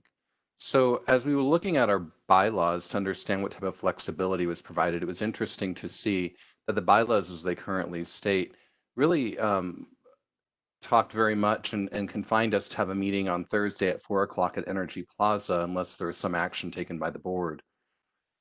It was very easy for us to kind of redline that and shift the language in the bylaws. So for your consideration, the language in the bylaw would simply read, my computer is course acting up a little bit, that regular meetings of the board shall be held on the first Thursday after the 10th day of each month at 4 p.m. And this is what we're adding. At the general offices of the district in Energy Plaza, Omaha, Nebraska, or at such other times and place as specified in the notice of meeting, including audio and video conference as provided in the Open Meetings Act. So in other words, as we think about the locations we could have them, this provides some level of flexibility, and the only action that would be required would be simply for us to notify, in advance as we do the public with regards to this change. So we could change both location of meeting and actually time and date as well. But we would just want to make sure that the public was notified, and it makes it a little bit easier and provides a little bit more flexibility. There are also just a couple of other housekeeping items that show up in the bylaw changes, and those are highlighted in blue. They are posted on OPPD.com. Were there any questions or comments with regards to this really pretty straightforward housekeeping related item as it pertains to the bylaws? Director Williams, go ahead. Yeah, not actually that substantive, but can someone give me some background on the first Thursday after the 10th? Where does that come from? I've never understood that. I might turn to our general counsel and historian. He might have the, the closest bit of insight, but I'm unaware. That's a really good question, Director Williams. You know, I thank you for crowning me as the historian. I appreciate that, and I would like to have some tidbit on that, but I honestly don't. I can only say that it's been the meeting date for a very long time, as long as I've been around helping out OPPD. So maybe I'll do some research on that, because I'm curious too, Director Williams. I don't want to be put in the historian category, but as I understand back as it was explained to me, it was really the opportunity for the financial statements from the previous month to be completed, reviewed. And so they said they really needed it after the 10th of the month, and they picked the Thursday. And sometimes the second Thursday may be on the 7th or the 8th, but they needed to the 10th to get done. And that's what I understand back when. That's probably right. Whether that's accurate or not, I have no idea. Sounds really good. That's what was shared with me. So, Can we add an additional clause that describes the committee meeting as being the Tuesday immediately preceding the first Thursday after the 10th day of the month? We could. I would say that existing in our chart. Are you being a little bit sarcastic, Director? In tons. Well, thank you. We'll take that under advisement if you're all right with the resolution as it currently stands. I just want to reconfirm. I think it's great. Thank you for the housekeeping and making it right. I appreciate it so much. Thank you, Director Yoder. That concludes this item. Okay, great. Any other last comments from anyone on the governance committee? Otherwise, we'll keep pressing on. Okay, thank you, Scott. We are on to the annual health plan report. Ms. Setke.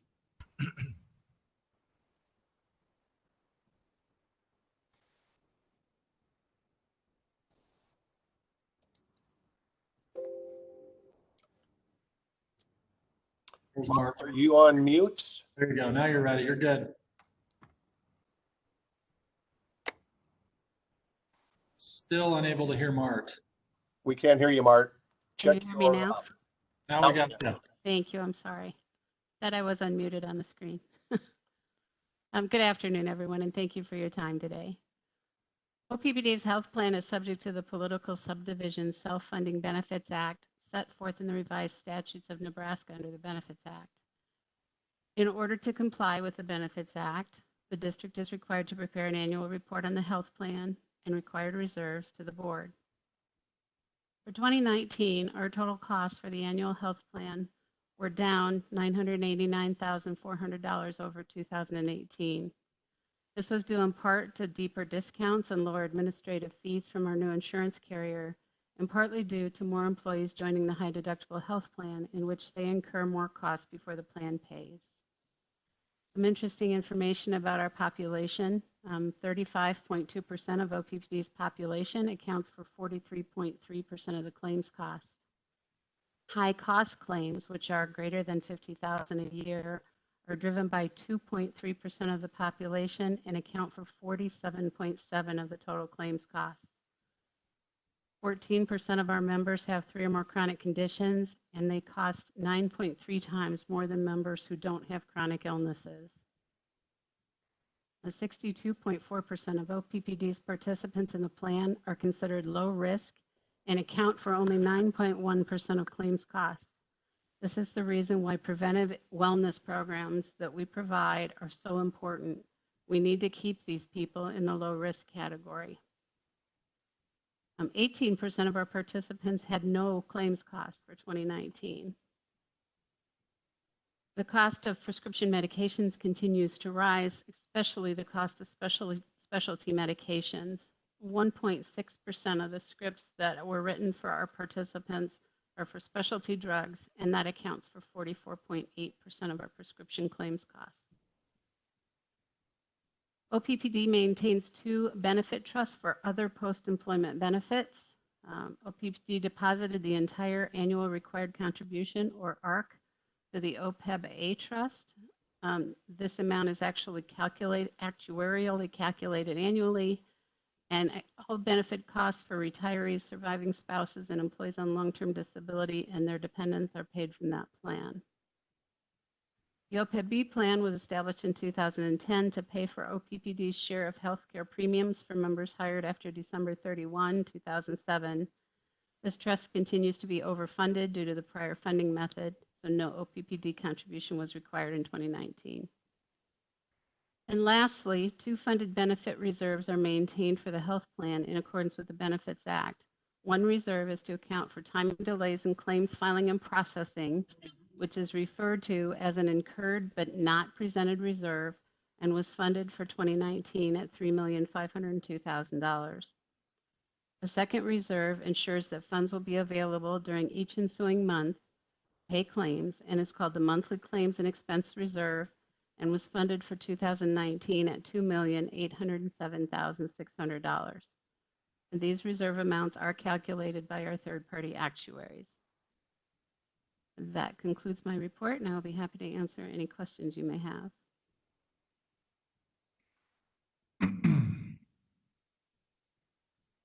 Okay, thank you, Ms. Setke. Any questions or comments from the board?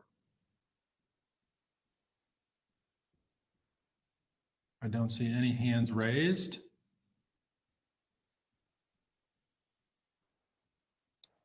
Okay.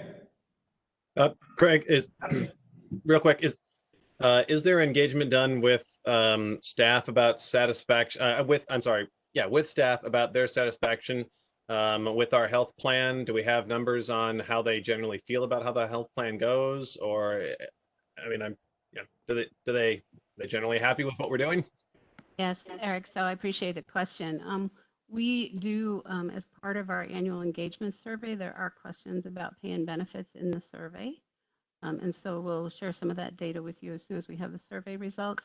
Additionally, we just track complaints and issues. We meet 4 times a year in quarterly benefits meetings with the union leadership to make sure that we're addressing any issues that they're hearing about, and that we keep them informed of what's happening with the health plan.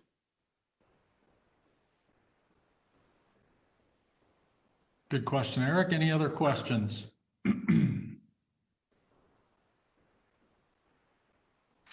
Going once, going twice. Yeah, I do. Yep, go ahead, Janice. So Mark, you mentioned prescription drug costs, and my family's experiencing that a little bit ourselves. Are you able to negotiate those prescription drug costs, or or is that set in the contract? The formularies are set in the contract. However, we are a third-party provider, Lockton, who helps us determine what benefits we're going to provide and gives us all of the reporting information. They do get involved in some of these high-cost prescription claims and work with the provider and the employee to do the best that they can to reduce the cost of those prescriptions. Thank you.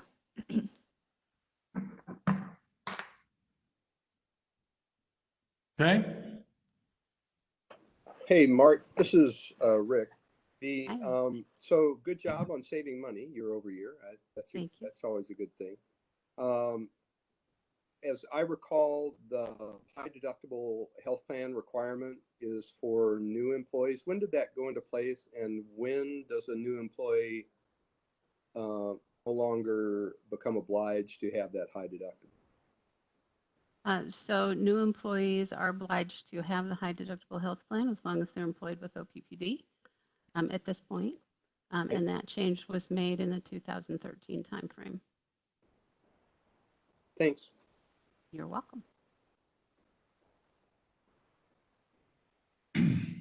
Any other questions Director Mulhoff, I assume your hand raised is a relic. Rick, yours as well. Anyone else? All right. Thank you, Ms. Sedke. Thank you very much. We are on to the strategic foresight introduction and process overview, which I'm very excited about. So Mr. Foch, I'm just going to turn it right over to you and let you run. Great, excellent. Thank you so much. I'm really, really excited about this agenda topic and where we are with it. On May 14th, we met with the board and provided an overview of kind of a 30-year effort, really in support of board staff linkage policy 1, which is board and president and chief executive officer, their accountabilities as it pertains to strategy. Specifically, the board shall, in coordination with the president and CEO, identify and define the vision and mission of OPPD. And the CEO shall lead in coordination with the board the development and implementation of OPPD's vision, mission, and strategy. What's been very interesting is kind of what does coordination mean, and what has been the expectations of the board, and how has this evolved since this policy was initially developed in 2015? Over the past year, we've had an opportunity to discuss multiple strategic initiatives, specifically 5 of them, where we are with those. You've seen updates, and you'll see an update even this month on one, which is exciting.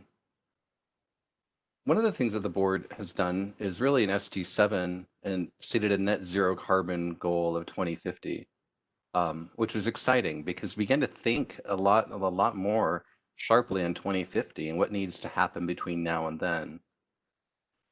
Given this need to understand and better align efforts with what coordination expectations are for this board, given this horizon of 2050, given the work that we had undertaken, it really seemed like a great time, honestly, for us to be thinking a little bit differently about strategic management and overall visioning for the organization. So earlier this year, we hired Next Generation Consulting and Rebecca Ryan. Many of you might know her. She was very involved with the Omaha Chamber and really facilitated their visioning process for Omaha 2040. Rebecca is, as you all will come to know, very high energy, visionary, enthusiastic, and really, really represents the best of futurists. She has an amazing perspective, and we've engaged her with the thought that we will be working and coming up with a 30-year strategic plan, or vision, rather. Now, this vision is important because it's going to be very high engagement, not only with the board, but stakeholders, and we look forward to this discussion. It seemed like a good way of kicking this off, and this type of meeting was inviting Rebecca to come and talk with us a bit about her process. So that being said, I don't know if there's any other comment, Tim, if you would like to say something or not, but if not, we'll just go ahead. I'll turn it over to you quickly first, Tim. Yeah, so thanks, Scott. No, Rebecca and I really had the opportunity to get to know each other when she was the official futurist for the Greater Omaha Chamber of Commerce, and in partnership with United Way and the Urban League of Nebraska, really facilitated the development of Omaha 2040, which was to look out 20 years on what Omaha should look like, could be, would be if we did the right steps. And I had the opportunity to be part of that, and then do the fundraising, trying to raise $30 million to help support those initiatives. And so it was when we began to think about kind of a vision of 2050, what does this look like? Rebecca was the first one that came to mind, and had Scott and Bob Kaminsky kind of reach out to a number of different people, including Rebecca, and they came back and said, you know, you're right, this is the right group. And by the way, there's some partnerships with folks on the electric side of the business that is fully knowledgeable, and she can explain kind of the background of Lauren, you know, her partner in crime on this Vision 2050 work. And so I'll just leave it at that, but I've had a great success getting to know Rebecca, working through Omaha 2040, and she really understands what we're trying to do, I believe, in creating this vision for OPPD. So I'll turn it over to that and let Rebecca go. Thanks, Tim. And Director Moody and all the directors, it's wonderful to see you again in this way. We've had the opportunity, Lauren, and opportunity to sit down with each of you one-on-one. And as I was reflecting on coming to see you today, I was so grateful for that because we've had a chance to build some rapport. We've had a chance to do something very briefly to give you an overview of what this process is. And this is really just to go deeper on it. Like, now, when all of the directors met Lauren and I, we briefly introduced each other, but just as a reminder, Lauren is really the subject matter expert on the utility business, the energy business. She's doing a lot of work on building the utility of the future. Formerly at the Department of Energy, she was formerly a public service commissioner, very much doing the work that these board members do now, for the state of Wisconsin. So she's really the nerd who speaks this world fluently. And I'm the futurist, right? I'm the one who understands these processes for how to get people from the here and now, what's right in front of us very tactically, and how we can really lift our eyes to the horizon and think both creatively, but also ambitiously and pragmatically about how we get to the future. So it is true, I am a professional futurist, and it's also true that that is really a thing. So what I want to do today is kind of get you your white belt in strategic foresight, because that's the process that we're using to build this 2050 vision. So I've broken my remarks down into 3 categories, very journalistically: why, what, and how. I have reserved a spot at the end for questions, but I'm happy to be interrupted. The only thing that I'm not awesome at is this format is new to me, and it will be hard for me to follow the chat at the same time that I'm trying to do my remarks. So what I would invite is, I don't know, Craig, if it's you, or Scott, if it's you, but you can interrupt me at any time. If a question comes up in the chat that you're like, Rebecca, respond to this really quickly, I would love it. So I'm going to proceed with my why, how, what. Interrupt me at any time. I have reserved some time at the end for some discussion or reflections, but let's get to it. So the first big question is why are we doing this? And Scott mentioned, SD7, that this was really the push to say, what does net zero carbon look like in 2050? But I have to tell you that from my perspective, there are a couple other reasons, why we do foresight. And Mo, let's go to the next slide. Here, Mo's driving. I'm in the passenger seat on the slide. So SD7 is certainly a requirement, right? This is something that you as directors have asked the management team, the senior team, to do. But there are a couple of other reasons as well. Mo, let's go to the next slide. There's been a lot of research on how executives think about the future. And Prahalad and Hamill came out with a book called Competing for the Future. It started as a Harvard Business Review article, like many books do. And in that book, they uncovered some research that when you tabulate it all up, most senior executives spend less than 3% of their time thinking strategically about the future. And I don't know if this is sort of the Wall Street phenomena. I don't know if this is the distraction economy. I don't know what this is, but what I know for sure is that if we spend the amount of time that we have committed to for OPPD thinking strategically about the future, we will be in some very rare air.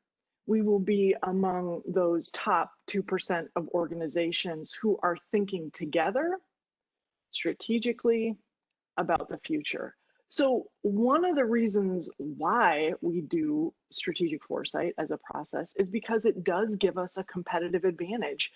It's the difference of sort of having that whack-a-mole response to managing your day. You're doing it right now, some of you, right? You're like, this inbox is piling up. We're just trying to hit the moles on the head, versus lifting our eyes out of that inbox, taking that long-term view and saying, where are we headed and how can we get there in an intentional and ambitious way? So that's another reason why we do strategic foresight. It gives us a competitive advantage. Oh, let's go to the next slide. You know, the other thing, and this is directly out of my work that I was developing at the time that I was working on the initiative that Tim mentioned a moment ago, Greater Omaha 2040, this notion that America goes through seasonal cycles, right? That there is a cycle. Roosevelt talked about it in one of his fireside chats, you know, that to some generations much is given, from some generations much is expected, and this is our rendezvous with destiny. Roosevelt didn't use seasons as his framing metaphor, but if we could indulge each other for just a moment, let's go to this next slide. You know, if it's true that America goes through a spring, summer, fall, winter cycle, we could say that our most recent spring was after World War II. Right, the Second World War of the century was over. In our country, we would say that we were victors, and we started to see this massive emergence of the middle class.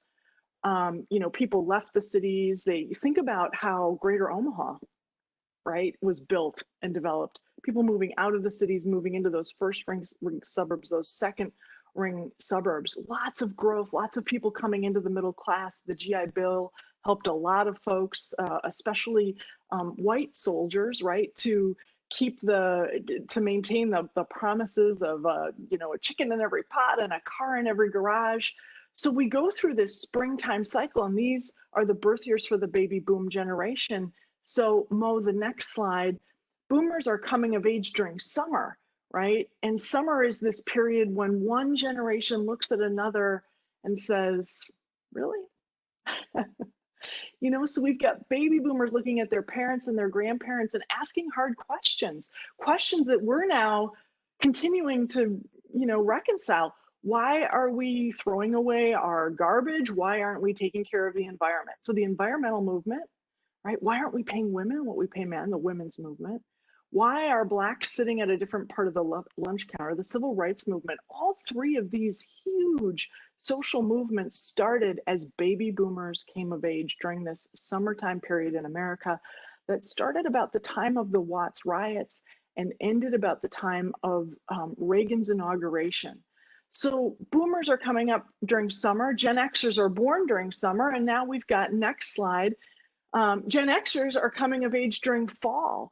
This time period when we start to see some real cracks in some of our institutions.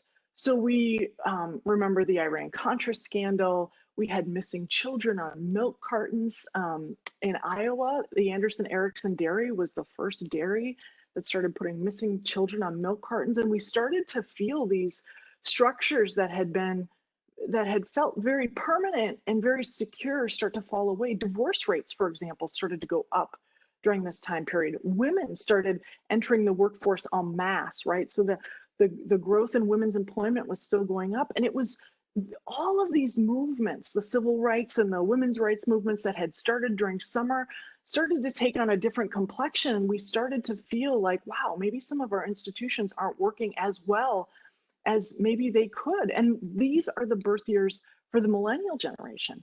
So then we get to 2009, the next slide, please. We get to the Great Recessionary period, and this wintertime stuckness starts to settle in, where it feels like, oh, we've never been more at odds with each other. The Republicans and the Democrats can't find common ground. Tribalism seems to be getting more and more heightened, spurred on by social media and some of these new phenomena that started in the early 2000s. And this is the time frame when millennials are growing up. So millennials are coming of age, trying to enter the workforce during this wintertime period. I share all of this because this is the socioeconomic context in which Omaha and Nebraska and the United States finds itself.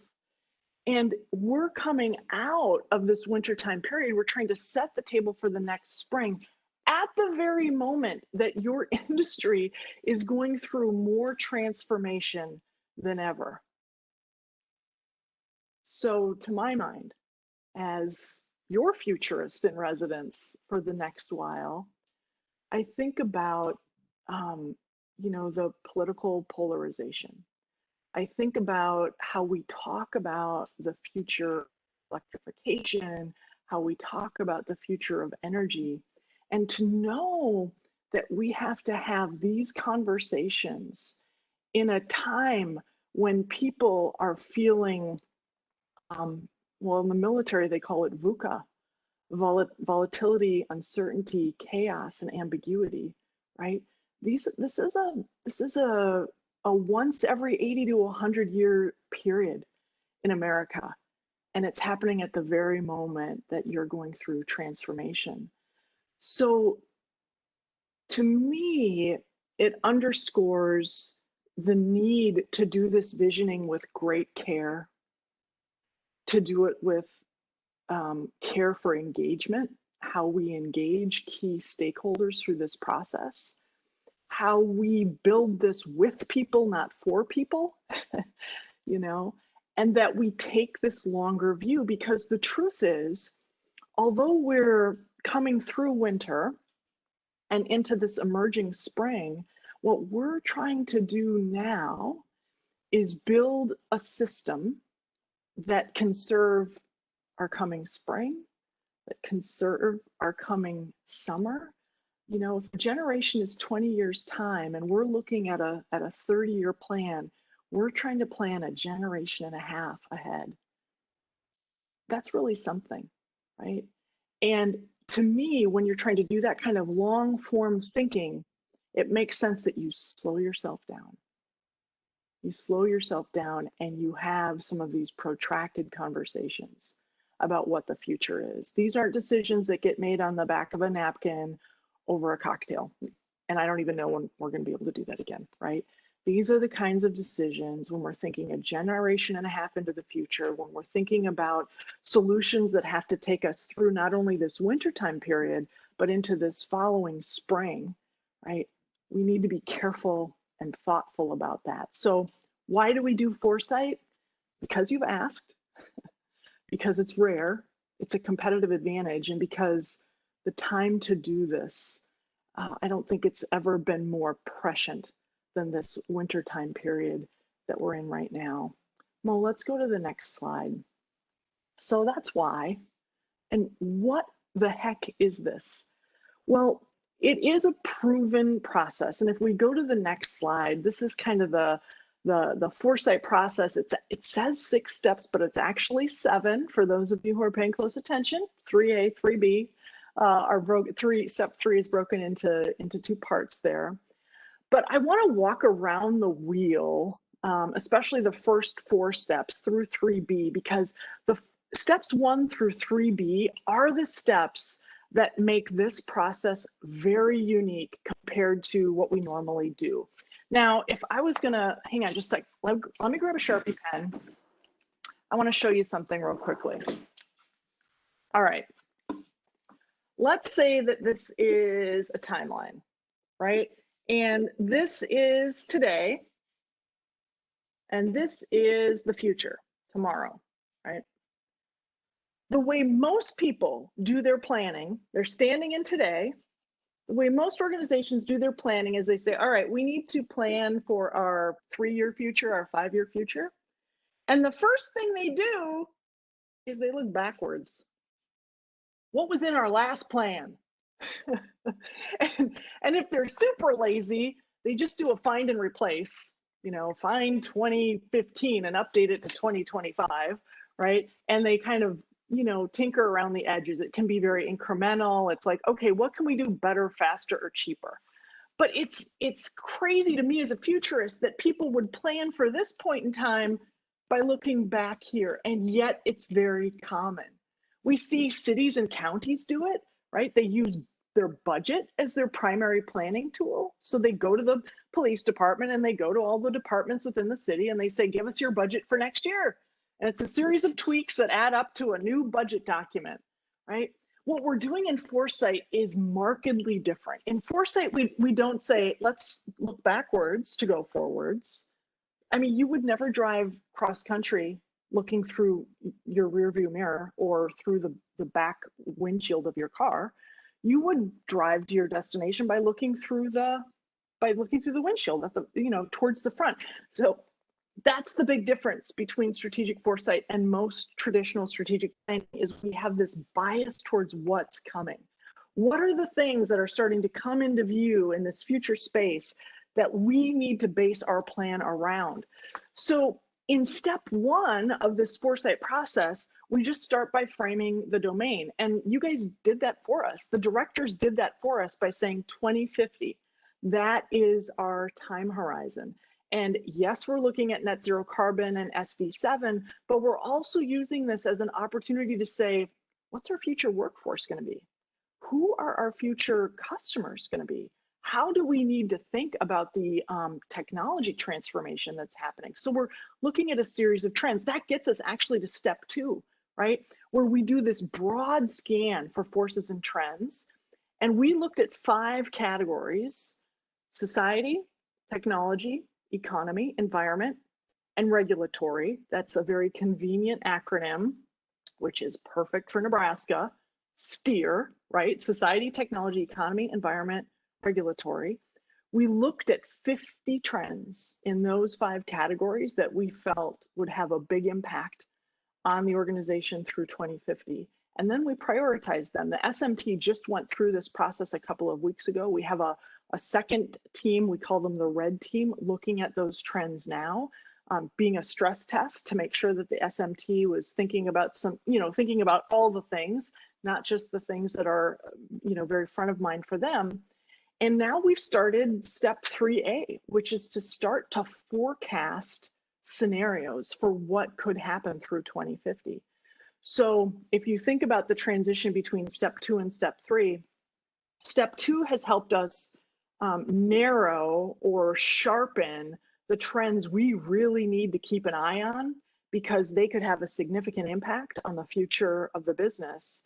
And now we take those trends and we say, into step 3A, let's use those trends to start to develop scenarios of what this organization could be. Now, you might be thinking, I know I would be thinking, why are we doing multiple scenarios? Why don't we just do one scenario? Why don't we just do the plan that we want to come true? Well, as a futurist, to me, that's irresponsible, because the future doesn't come in a single flavor, right? Nobody has a crystal ball. Nobody is sure what is going to happen. So we have to be ready for every eventuality, right? So you guys know this well. It's risk management is what it is. So we will, in step 3A, we have just started it at the end of last month. We're going to design 4 scenarios, but they're in 3 zones. So one of the zones is a challenging zone. What if this organization was significantly challenged, right? So maybe we didn't make the right moves internally to respond to trends. Maybe some external things that we don't want to come true, but could come true. Maybe some things would happen to OPPD that we would have to deal with, right? So a challenging zone. The second zone is an expectable zone. So what do we expect to be true? This is for those of you who have run like Monte Carlo scenarios or who have done other scenario planning, this is the BAU case, the business as usual case, right? So for all the trends that we know are in the pipeline already, for all the ways we know that the organization is learning to be adaptive, to do that level 5 leadership, what do we think the expectable future is for OPPD? That's the second zone. And the third zone is the aspirational zone, the visionary zone. And we actually are doing 2 different scenarios in that third zone. That's what gives us our 3rd and 4th scenario. So this is a combination of what if OPPD did the right things, you as directors, senior management team, we got maybe a couple lucky breaks with some customers. What happens if some of the regulatory things that would favor us financially or, favor us from an electrification perspective, like went our way? So we look at 4 scenarios. Why 4? Because we're not sure exactly what the future is going to hold. But the other reason we do 4 is because if you just do 3, people tend to want to choose the middle one. So we throw a 4th one in there so that that's not just like an easy choice. But after we identify those 4 scenarios, that's when we drop into 3B. What are the crossovers? Crossovers are a brilliant technique in foresight. They were invented by the Rand Corporation when they were trying to help the US military figure out the future of technology and warfare in the 1950s and 1960s when interballistic missiles were being invented. Rand was asked to help the military figure out, well, what will the future of technology in warfare be? And Rand was like, we can't give you a single future, but we can tell you the things you should focus on to be ready for any future. And that's what crossovers are. Crossovers are these issues that cross over across all 4 scenarios that OPPD can control or influence, and that we know will have an impact on the long range future. So we then take those crossover issues and we start to step 4, envision the future. And what you can see in steps 4, 5, and 6 is that these are very traditional kind of planning tools. What's our vision? What's our plan? And then let's start implementing. Let's start getting stuff done. So it's really steps 1 through 3B that make foresight pretty special and definitive compared to traditional strategy planning. So we're looking at trends, we're looking at long-term trends that are not people's opinions, they are quantifiable, and we're developing multiple plausible scenarios around the future. So that's the what foresight is. Maureen, let's go to the next slide. And in my experience working with clients, there are some real clarifications that foresight delivers. One is, you know, sometimes you start on a strategic plan, but you don't ground it in like the questions to answer. So there is a constant clarification of like, you know, why are we doing this? What questions are we trying to answer? And clarity is, as you know, right? I mean, I think about the strategic directives. The strategic directives gave clarity to the governance process for the directors at the district. That's a similar benefit to this clarity of focusing on the right questions and problems clearly. And being able to anticipate surprise. If we only did one future for your 2050 vision, then we would only be ready and thinking about one set of possibilities. So then when something like a pandemic happens, we are really caught by surprise and we're not ready. But doing multiple futures allows us to do sort of like fire drills on multiple different things happening, and it makes us more ready. 3rd bullet point there. We start to widen our gaze. You'll hear me talk about this again, but we've incorporated the idea of red teams. Red teams were an invention by the US Army. It was a way of questioning the general, questioning the assumptions, so that as we head into war, someone has asked hard questions before we go in that direction. It was intended to reduce casualties, right? So if Rebecca was on the red team, she was allowed to ask the general about her or his assumptions. Why are we doing it this way? Have we thought about this? In a way that was not seen as insubordinate. So the SMT has been practicing red teaming amongst ourselves, and we've also asked others to be red team for us. So some external subject matter experts, some of our next generation talent whom we want to train up, who might see things a little bit differently, those who can look at this business with fresh eyes. So that's one of the beauties of doing foresight as well, is we start to open up to a wider range of possibilities. We get out of our silo and into a broader field of vision. Being able to, 4th bullet there, prioritize, make better decisions. That comes out of that 3rd bullet point. When you can see more opportunities, you can prioritize a bit better. And then the final thing is, if we do this right, you as directors, the SMT, the staff, the unions, our customers, we will be seeing the same set of opportunities and marching together towards that. So when Tim a moment ago mentioned Greater Omaha 2040, this was a partnership between the Chamber, the Urban League, and United Way, right? And so to have those 3 organizations seeing the same future, marching towards the same future, it is just a catalyst for transformation. And we're trying to build the same things in here. So let's go to the next slide and talk a little more specifically about how we're doing all of this. All right, so now we're at question 3. How are we doing this? Let's go to the next slide, Maureen. This is our roadmap, a simplified roadmap, 6 stages of the process with the timing in the far. The things in orange are the intensive workshops that we're doing with the senior management team. As you can see, there are 3 of those intense workshops. 2 of them are already done. We've just entered the stage now where we're beginning step 3A of writing the scenarios. We'll be back together before the end of the year to really start to sharpen the plan that comes out of those scenarios. But this is our overall roadmap. Lauren and I are becoming very close with, Bob Kaminsky, whom I know you've met. He's a wonderful addition to the team. He comes by this strategic thinking, this long range thinking very, very natively and organically from his training. So you've got terrific representation on this team in Bob. And the senior management team, I have to say, they are both feet in. We have not asked small asks of them. We have asked a lot of them. They do a lot of reading about how to think like futurists. They've had to practice being absolutely disagreeable with each other, which is not native for most of them, right?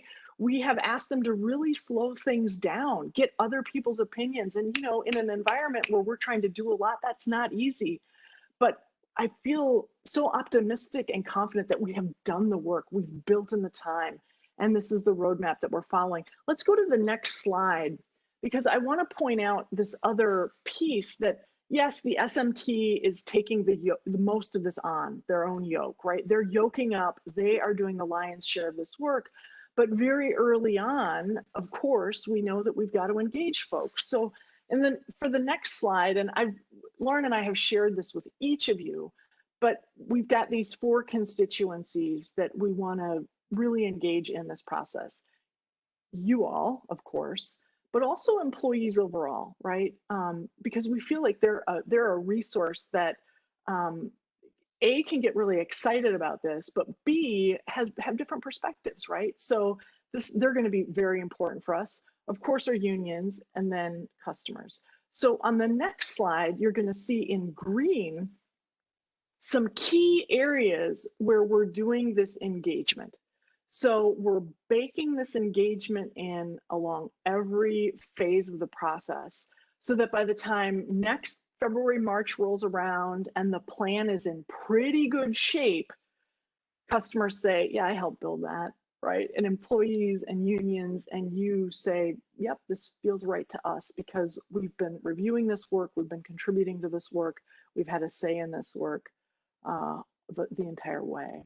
You guys have these slides in your packets, so I won't belabor this, but let's go to the next slide. Well, the thing I just want to note or remind all of us of is we're using the International Association of Public Participation, IAP2, right? Their spectrum of public participation. I'm very familiar with this because in the 20 years I've been doing public-facing engagement work, this is the model that I have found is the most useful. And I was very relieved when Lisa told me that this is the model that is being used inside OPPD as well. But as we are engaging those 4 groups, we are focusing on the inform, consult, and involve promises, right? So we're not asking the board to come up with the plan. We're not asking the unions or employees or customers to come up with the plan. We want to keep everyone informed. We want to get their feedback, and we want to be able to use their feedback so that people can recognize themselves in the plan, but also that they've helped shape it. Right? We know that we can't do this in a tiny silo. So I just want to, this is a reminder to me as well as to all of us of when we talk about engagement, what is it that we're really talking about here? And then the next slide, it's time for me to draw a long breath and to hear any reflections. We can go back into the deck if there were questions that you had about this stuff, but how are you? Where are you? What are your thoughts?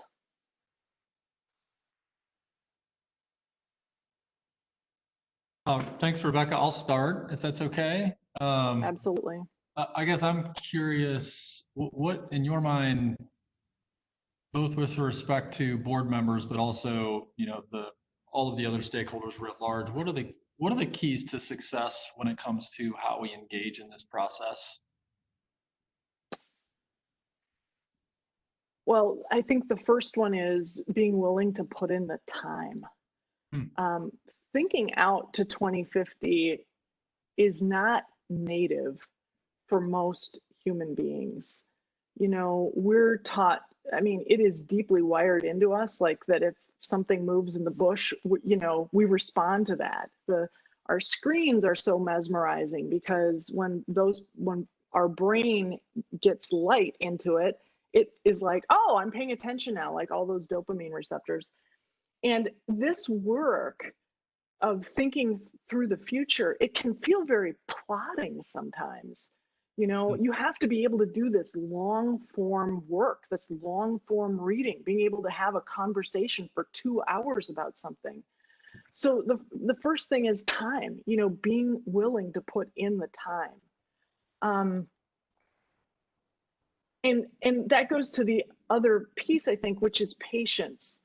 I'm going to tell you a very short story. So when the pandemic first hit, I don't feel like proud of this necessarily because a lot of people have suffered, but as a futurist, I got really excited because we've known for a long time that a pandemic has been a possibility, a plausibility. And often disruption is what is required to get people out of their sort of rote ways of thinking and being in the world. And since March, you probably have all experienced that. You're not living in the same world as we were living in a few months ago, right? So that jarring can really open up new possibilities, and they have for all of us, right? But the reason I got excited thinking about the pandemic is because I thought, oh, now people are going to be able to imagine different futures. Like, can we imagine work where we don't all go to a place? Can we imagine that work is what you do? It's not the place you go. These things got me really excited. So, in talking with folks in the very early weeks of the pandemic, we would ask, what do you think the future could look like? And to a person, they said success would be going back to February of 2020. That there's a very natural tendency to snap back to the way it was. And as a futurist, things were already kind of broken in the first quarter of 2020. Things weren't working well for all people. So if we want to snap back to the way it was, then what we're really doing is we're saying we're willing to recycle a used future. Like, we're willing to just recycle whatever this was and just keep trying to do that. So when I say patience, what I mean is that, the first time, for example, our employees are asked to think about what the future may be, it's very likely that their first thoughts of how the future will be different will look awfully close to what the world looks like today. Today with tweaks. So there's a process by which people need to be brought along on this. I just think about at the end of our last SMT meeting, our last 2-day workshop. Now, keep in mind, we had been together by this point for probably almost 24 hours of concentrated time working together on futures, plus all of the in-between meetings. Every week we would meet for a couple of hours, and there was reading to do, and there was practice to do. So to think that we'd been doing this for 24 hours together, and when we had the members of the senior management team do their checkout at the end to say, like, what surprised you? What are you committed to? I remember one of the members of the senior management team saying, I am starting to see how this all comes together. We've been doing it already for quite a while. right? But it's not easy to lift your eyes that far out to the horizon. So I would say be willing to put in the time and be patient, because this is a cumulative process. You continue to get the returns. The more you do it, the more it starts making sense. But it's not a hurry up thing. I mean, I'm so grateful that when Bob called, he said, you know, we've got a year. Thank goodness, because a 30-year vision deserves a year of time to think about it. So, you know, Craig, that's a great question. I would say to what Rebecca's saying, one of the things that I think challenged me around this topic was the concept of slow thinking, when your body wants to quickly react, and whether that's on whatever's going on outside the organization, and boy, we got to react and do this without really spending the time that we need to slow think. To me, that was the aha that from a senior team, we needed to think about a little differently about how we're going to slow think on critical things. And as we talk about strategic initiatives or any initiatives, it's let's begin to think through rather than our tendency would be to act. And so that's a trait that and a strength that we have to build up on. And the board is going to get the same slow thinking training that the senior management team got. So I think it's coming up. Yeah, well, I'll pile on a little bit. First, thanks for sharing that story, Rebecca. I had kind of similar feelings a little bit in going into pandemic about, as you said, a lot of people are suffering, but also like everything is broken, and shame on us if we don't reimagine what we want our society to look like. So it's a little disheartening to hear that to a person. They're describing the future as the February 2020 version.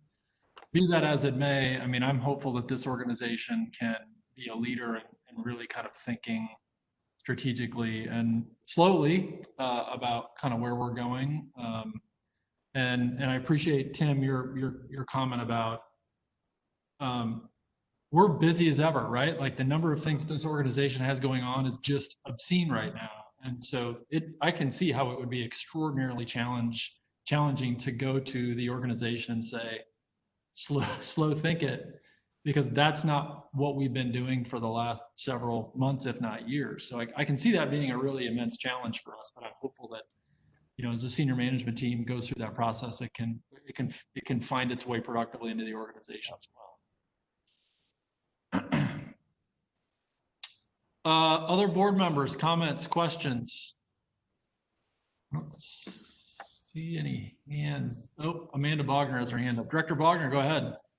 Yeah, I was just going to say I'm very excited about this. I think that the structure that you're able to help the organization adopt, to be able to walk through this in a very systematic way to get to that is very appreciated. And I'm really excited about seeing what comes out of the 4 scenarios that you've described. And I think that that's going to, you know, for the board as well as for the public, start to really paint the picture of what it actually means to be net zero by 2050. And I think that that's been something that has been really hard to articulate to the public as we're being questioned and challenged on that goal. And that I think will go a long way for that public engagement component. So thank you so much. Thank you. Thanks for those comments. I was completely aware of how many engineers I have on this call, and I knew that you guys would enjoy sort of seeing the intricacies of the process. So, love a process, love a system. Good.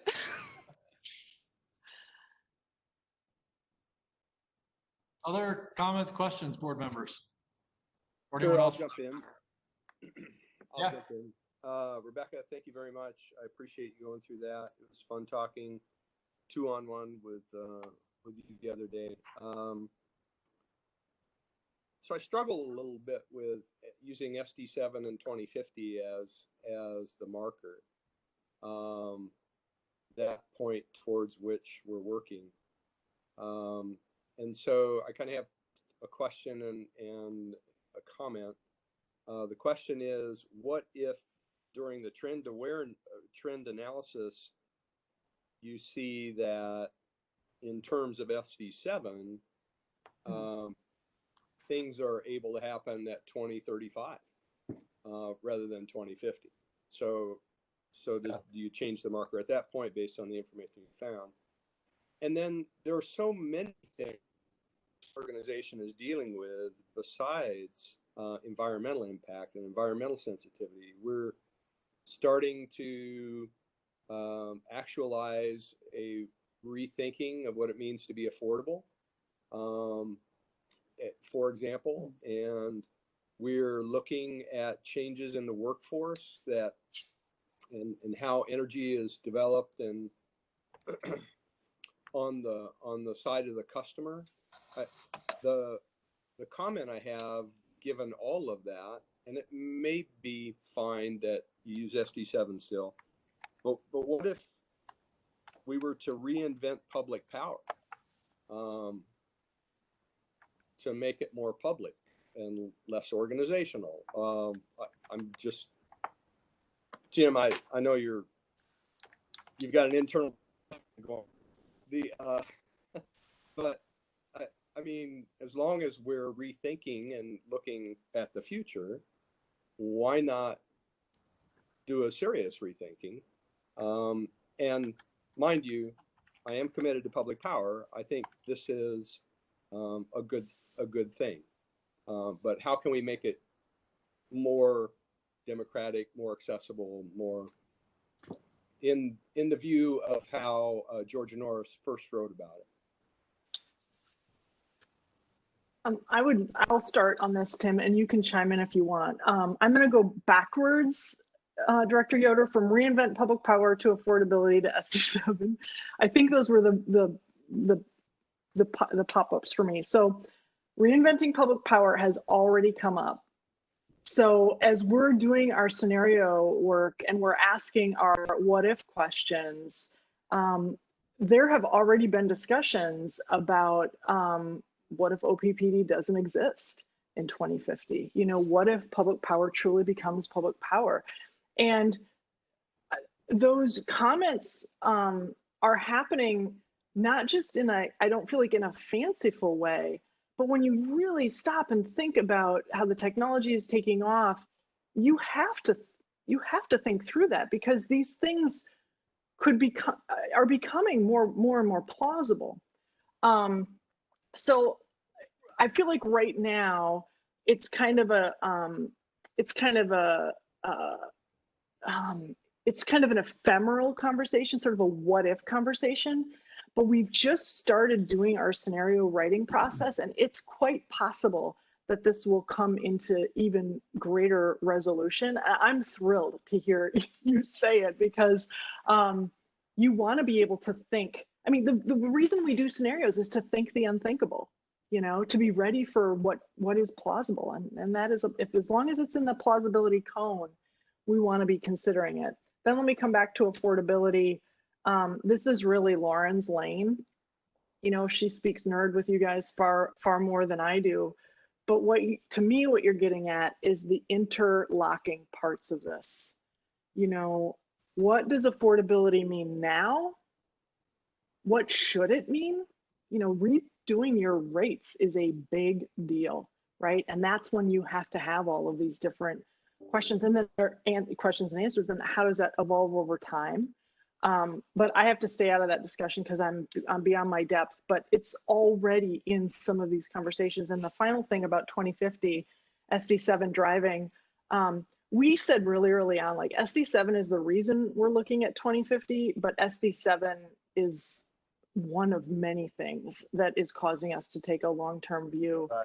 And if we just look at net zero carbon by 2050, I've had the experience with other clients where you say you're going to get to X by Y, and you get there 5 years faster.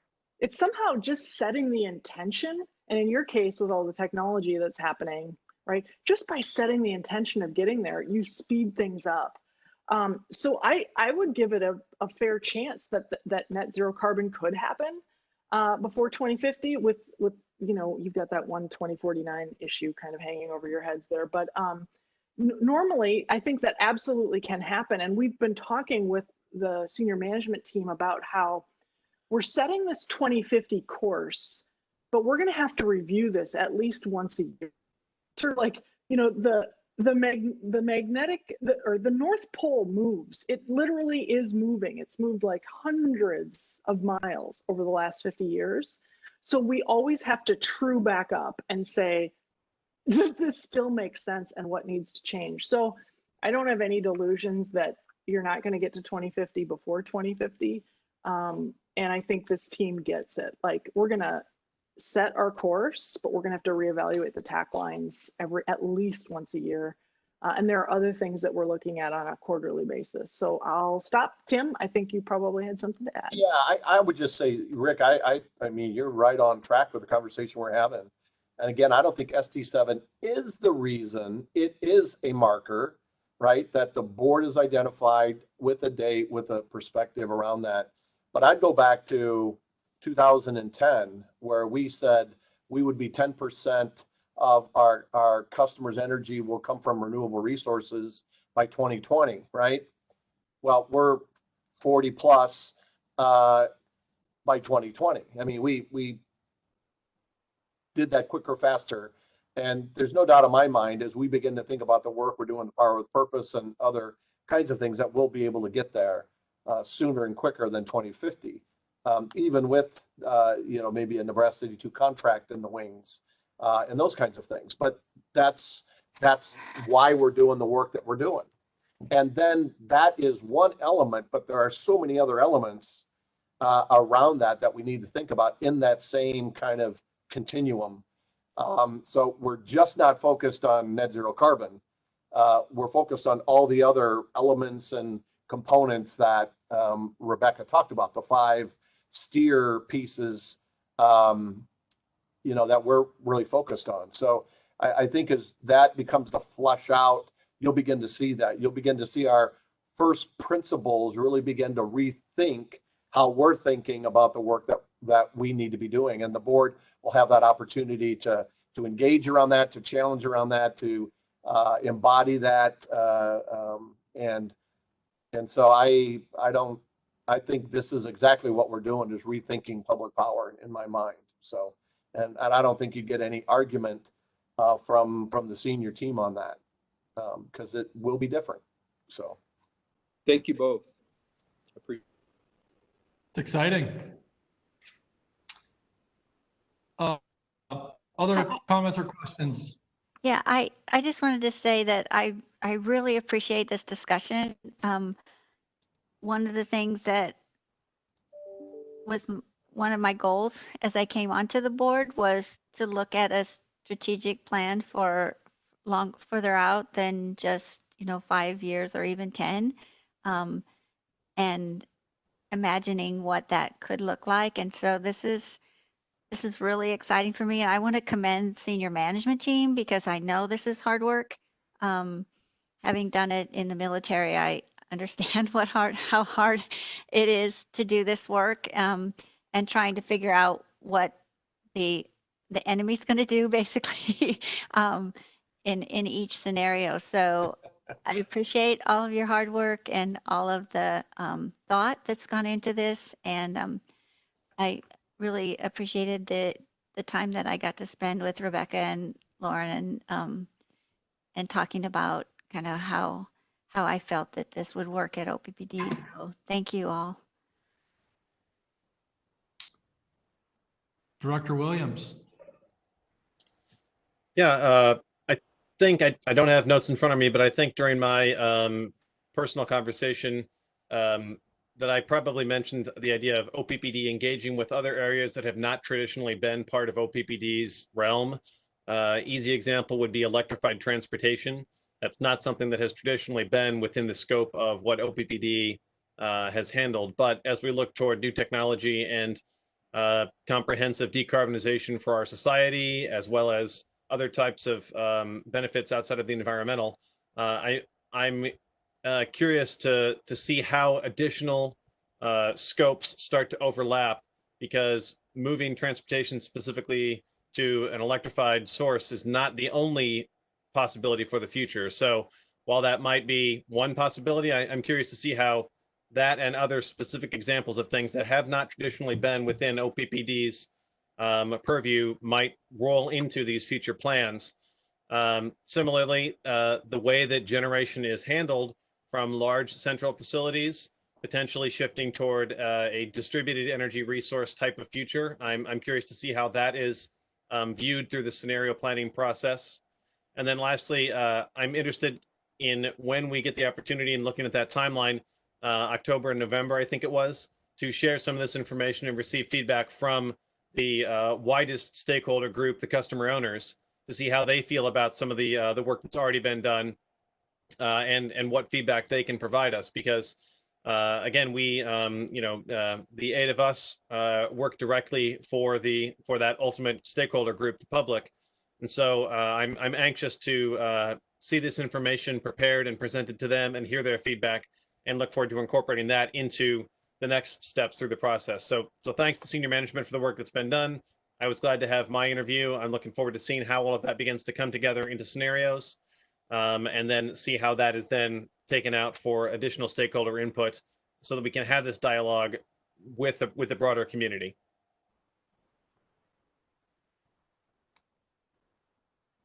Thanks, Eric. The thank you slide is up. Is that's my way of saying hurry it along. No, I'm just kidding. I think There's just one more slide in that deck. Any last comments or questions, y'all? Nice job, Maureen. You know, this is Scott. I just wanted to acknowledge it is very engaging working with Rebecca, and I'm very excited as we step into the space of really, I think, defining what coordination means in alignment with the desires of the board. One of the things I think is important here too, you know, I've done strategic planning for the past 25 years of my life. And one of the things that's been most challenging is this thought of like, you know, we set it and then we get it. And the reality is this is a dynamic process. You set it and then you continue the conversation. And as Rebecca was saying, you know, it's a constantly evolving conversation.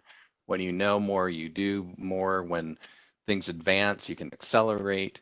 There's a lot of flexibility, but when you have a common sense of where the future might be, and then as you step toward that, you continue to sharpen your focus and you tend to refine it, it becomes a really powerful conversation for people to have. I'm just really encouraged about that. And so in addition to this, I have to think about that management process and the discipline of engagement, and how do we continue to move forward, so we don't end up with a really great plan or thought or vision that's sitting on a shelf, but rather we have a living and a breathing document and approach to really fulfill the promise of the district. So I'm very encouraged about our ability to do that here. That's great. Okay. On behalf of the board, thank you, Rebecca. Thank you. Appreciate your time here, and we're looking forward to future conversations with you. Thank you, Rebecca. And Bob Kaminsky, thank you very much. I know that he's on mute. He has worked diligently to make all of this happen. Yep. Thanks for shepherding it through. Okay. We are going to take a break, and then we're going to be on to other business. So I have 1:13. Let's reconvene. Actually, let's take 12 minutes and reconvene right at 1:25. 1:25. Roger that. What's that? Roger that. All right.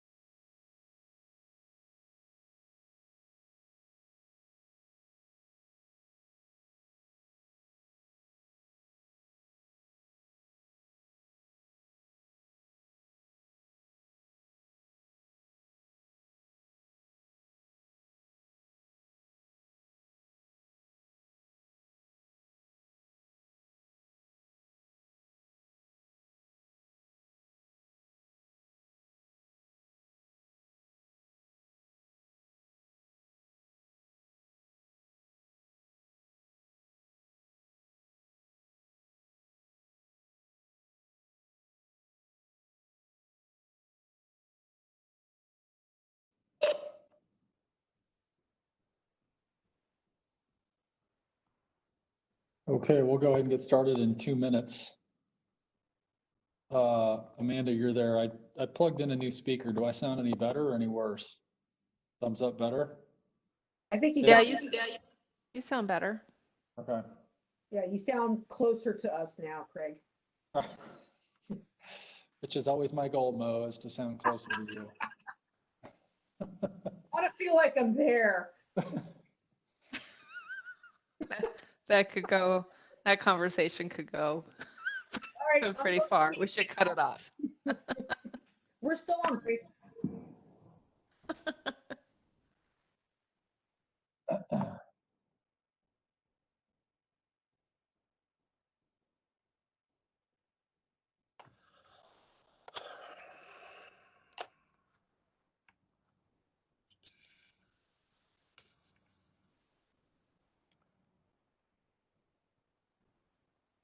Oh, sorry, I didn't get the intermission music duty. Sorry about that. We'll get this right someday. I'll work on that. That means you have to sing a song to bring us back in, Tim. Oh, no. Somebody else can do that.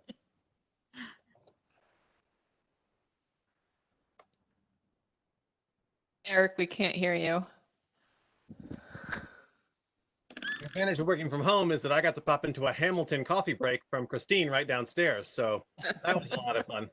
Very cool. I saw that this weekend on TV. So, Nice clarity. I saw it once in New York, but it was still good. It was very good. Yeah, it was really great. Yeah. Okay, I've got 125. Believe it or not, we're 35 minutes ahead of schedule. So I see everybody. Again, Director Kavanaugh, I just want to confirm that you're there before we get going. Are we good? I'm here. Okay, thank you. So we are on to other business, which we have two items under that umbrella. The first is confirming the board agenda. So all of our action items at this point are on the consent agenda. Anybody have thoughts on pulling anything off, or does that seem appropriate?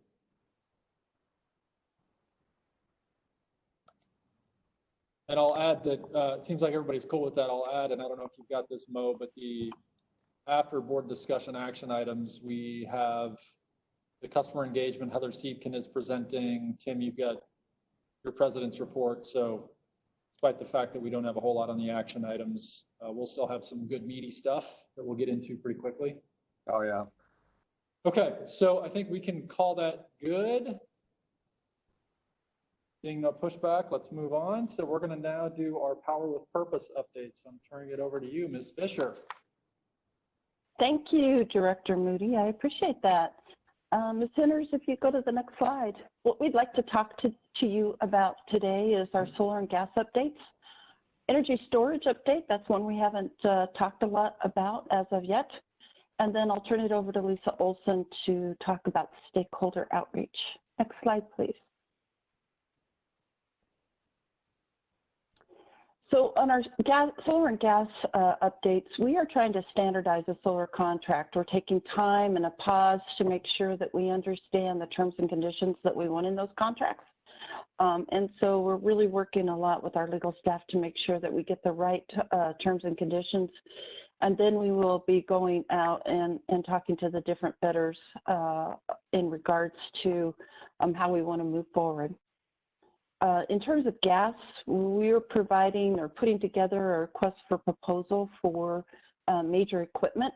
We would like to source that major equipment ourselves because we are very particular about making sure that we get the right equipment in for the purpose of purposes that we have stated for this project. And then we're conducting site technical assessments. Those include things like acoustical assessments to make sure that any site that we would choose would meet the requirements that we would set forth. And so we continue to do some technical assessments on different sites associated with our gas assets.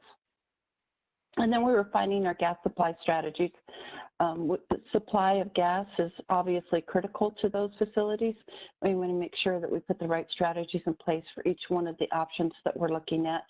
while we're doing our technical assessments. Next slide, please.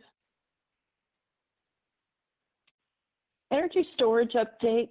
I thought we'd throw this in here because we've had a couple of things that we've done in the last month or so that I felt you would like to know. Energy storage, we did put a request for information out. We sent it to 32 vendors. We received 10 responses. Those came in on July 1st, and they are covering storage technologies from lithium-ion, flow, hydrogen, and thermal batteries. So the team is currently looking at those responses. It's a bit early yet for us to really comment on any of those. We'll continue to look at those over the next month and have an update for you at the next board meeting. And then the Nebraska Environmental Trust battery grant, it was officially awarded to OPPD on June 11th. We put together a cross-functional team on July 25th to take a look at what we wanted to do with this grant and how we were going to move forward with what we had put in the grant application. The RFI responses that I mentioned above for energy storage will really help shape the scope and the RFP development for the battery that we intend to purchase through this grant. Next slide. I would like to turn it over now to Lisa Olson to talk about stakeholder outreach. Thank you, Mary Fisher. Mary and I, as I said, have been spending a lot of time together. Our son giving presentations to community outreach and so forth. And I know some of our board members have joined us, so thank you for that. So thank you, Mary. I just wanted to give a quick update on Community Connect. As you all know, it went live on July 1st. And actually, yesterday we posted the on the Wire, OPPD The Wire. There's a story about that. So it's hitting social media now. And so be sure and share that with your family and friends and so forth. And promoting it, like I said, on the outreach that we've been doing on our presentations with Power with Purpose and our decarb presentation as well. So we're also doing July Outlets newsletter. So that's going to be in either electronically or in their bill. And then, of course, I talked about the Wire and so forth. So we had one of the lessons learned was from our community outreach was that we wanted to proactively get on the agendas of some of our organizations, and that's what we've been doing. And Russ Baker has been kind enough to help with that, and Lori Zagurski and Tim O'Brien. So thank you for arranging those. So it's been well received.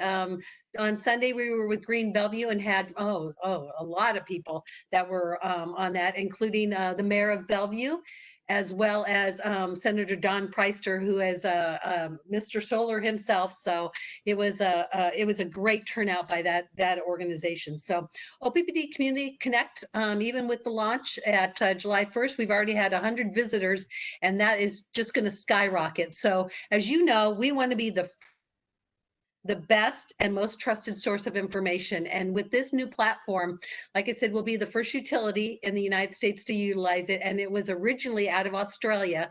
And so we're going to use that for that conversation, to have polling and real-time conversations about more than just their utility. Maybe what's going on with diversity and inclusion, and how can we be that change agent in our communities? And we're working with Omaha by Design and some other organizations on hot topics and so forth. So it's just going to get better and better. And I'm just so proud of the team, Lori Zagurski and the team, and Sarah Lake, for finding this particular platform and then bringing it to OPPD and our customer owners. And I want to thank the senior management and the board for supporting us on being really the first and best and most trusted source of information. So with that, I was going to do a demo of it, but for the sake of time, and I didn't want to, no offense, Kate Brown, I did not want to jeopardize anything from a technology standpoint. So I'll forego that, but definitely there's a link on the bottom here. Head to it, and there's a timeline and so forth, and we'll just keep populating the heck out of it. So thank you.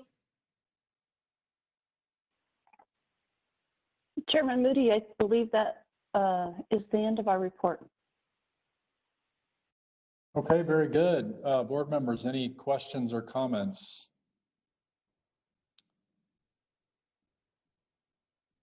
I am not seeing any hands. I'll pause one more time. Any questions or comments on the Power with Purpose update? Looks like the answer is no. Okay, thank you both. Much appreciated. That concludes the public section of our meeting. So I'm going to go find my script and get us into closed session. As I noted this morning, we will conduct a closed session this afternoon to discuss 2 items, 1, executive compensation, and 2, the corporate officer performance reviews for Vice Presidents Julie Comstock and Lisa Olson, which were deferred from last month. Director Yoder, do we have a motion to go in closed session? Move that the board go into closed session at 1:34 p.m. to discuss the officer performance review.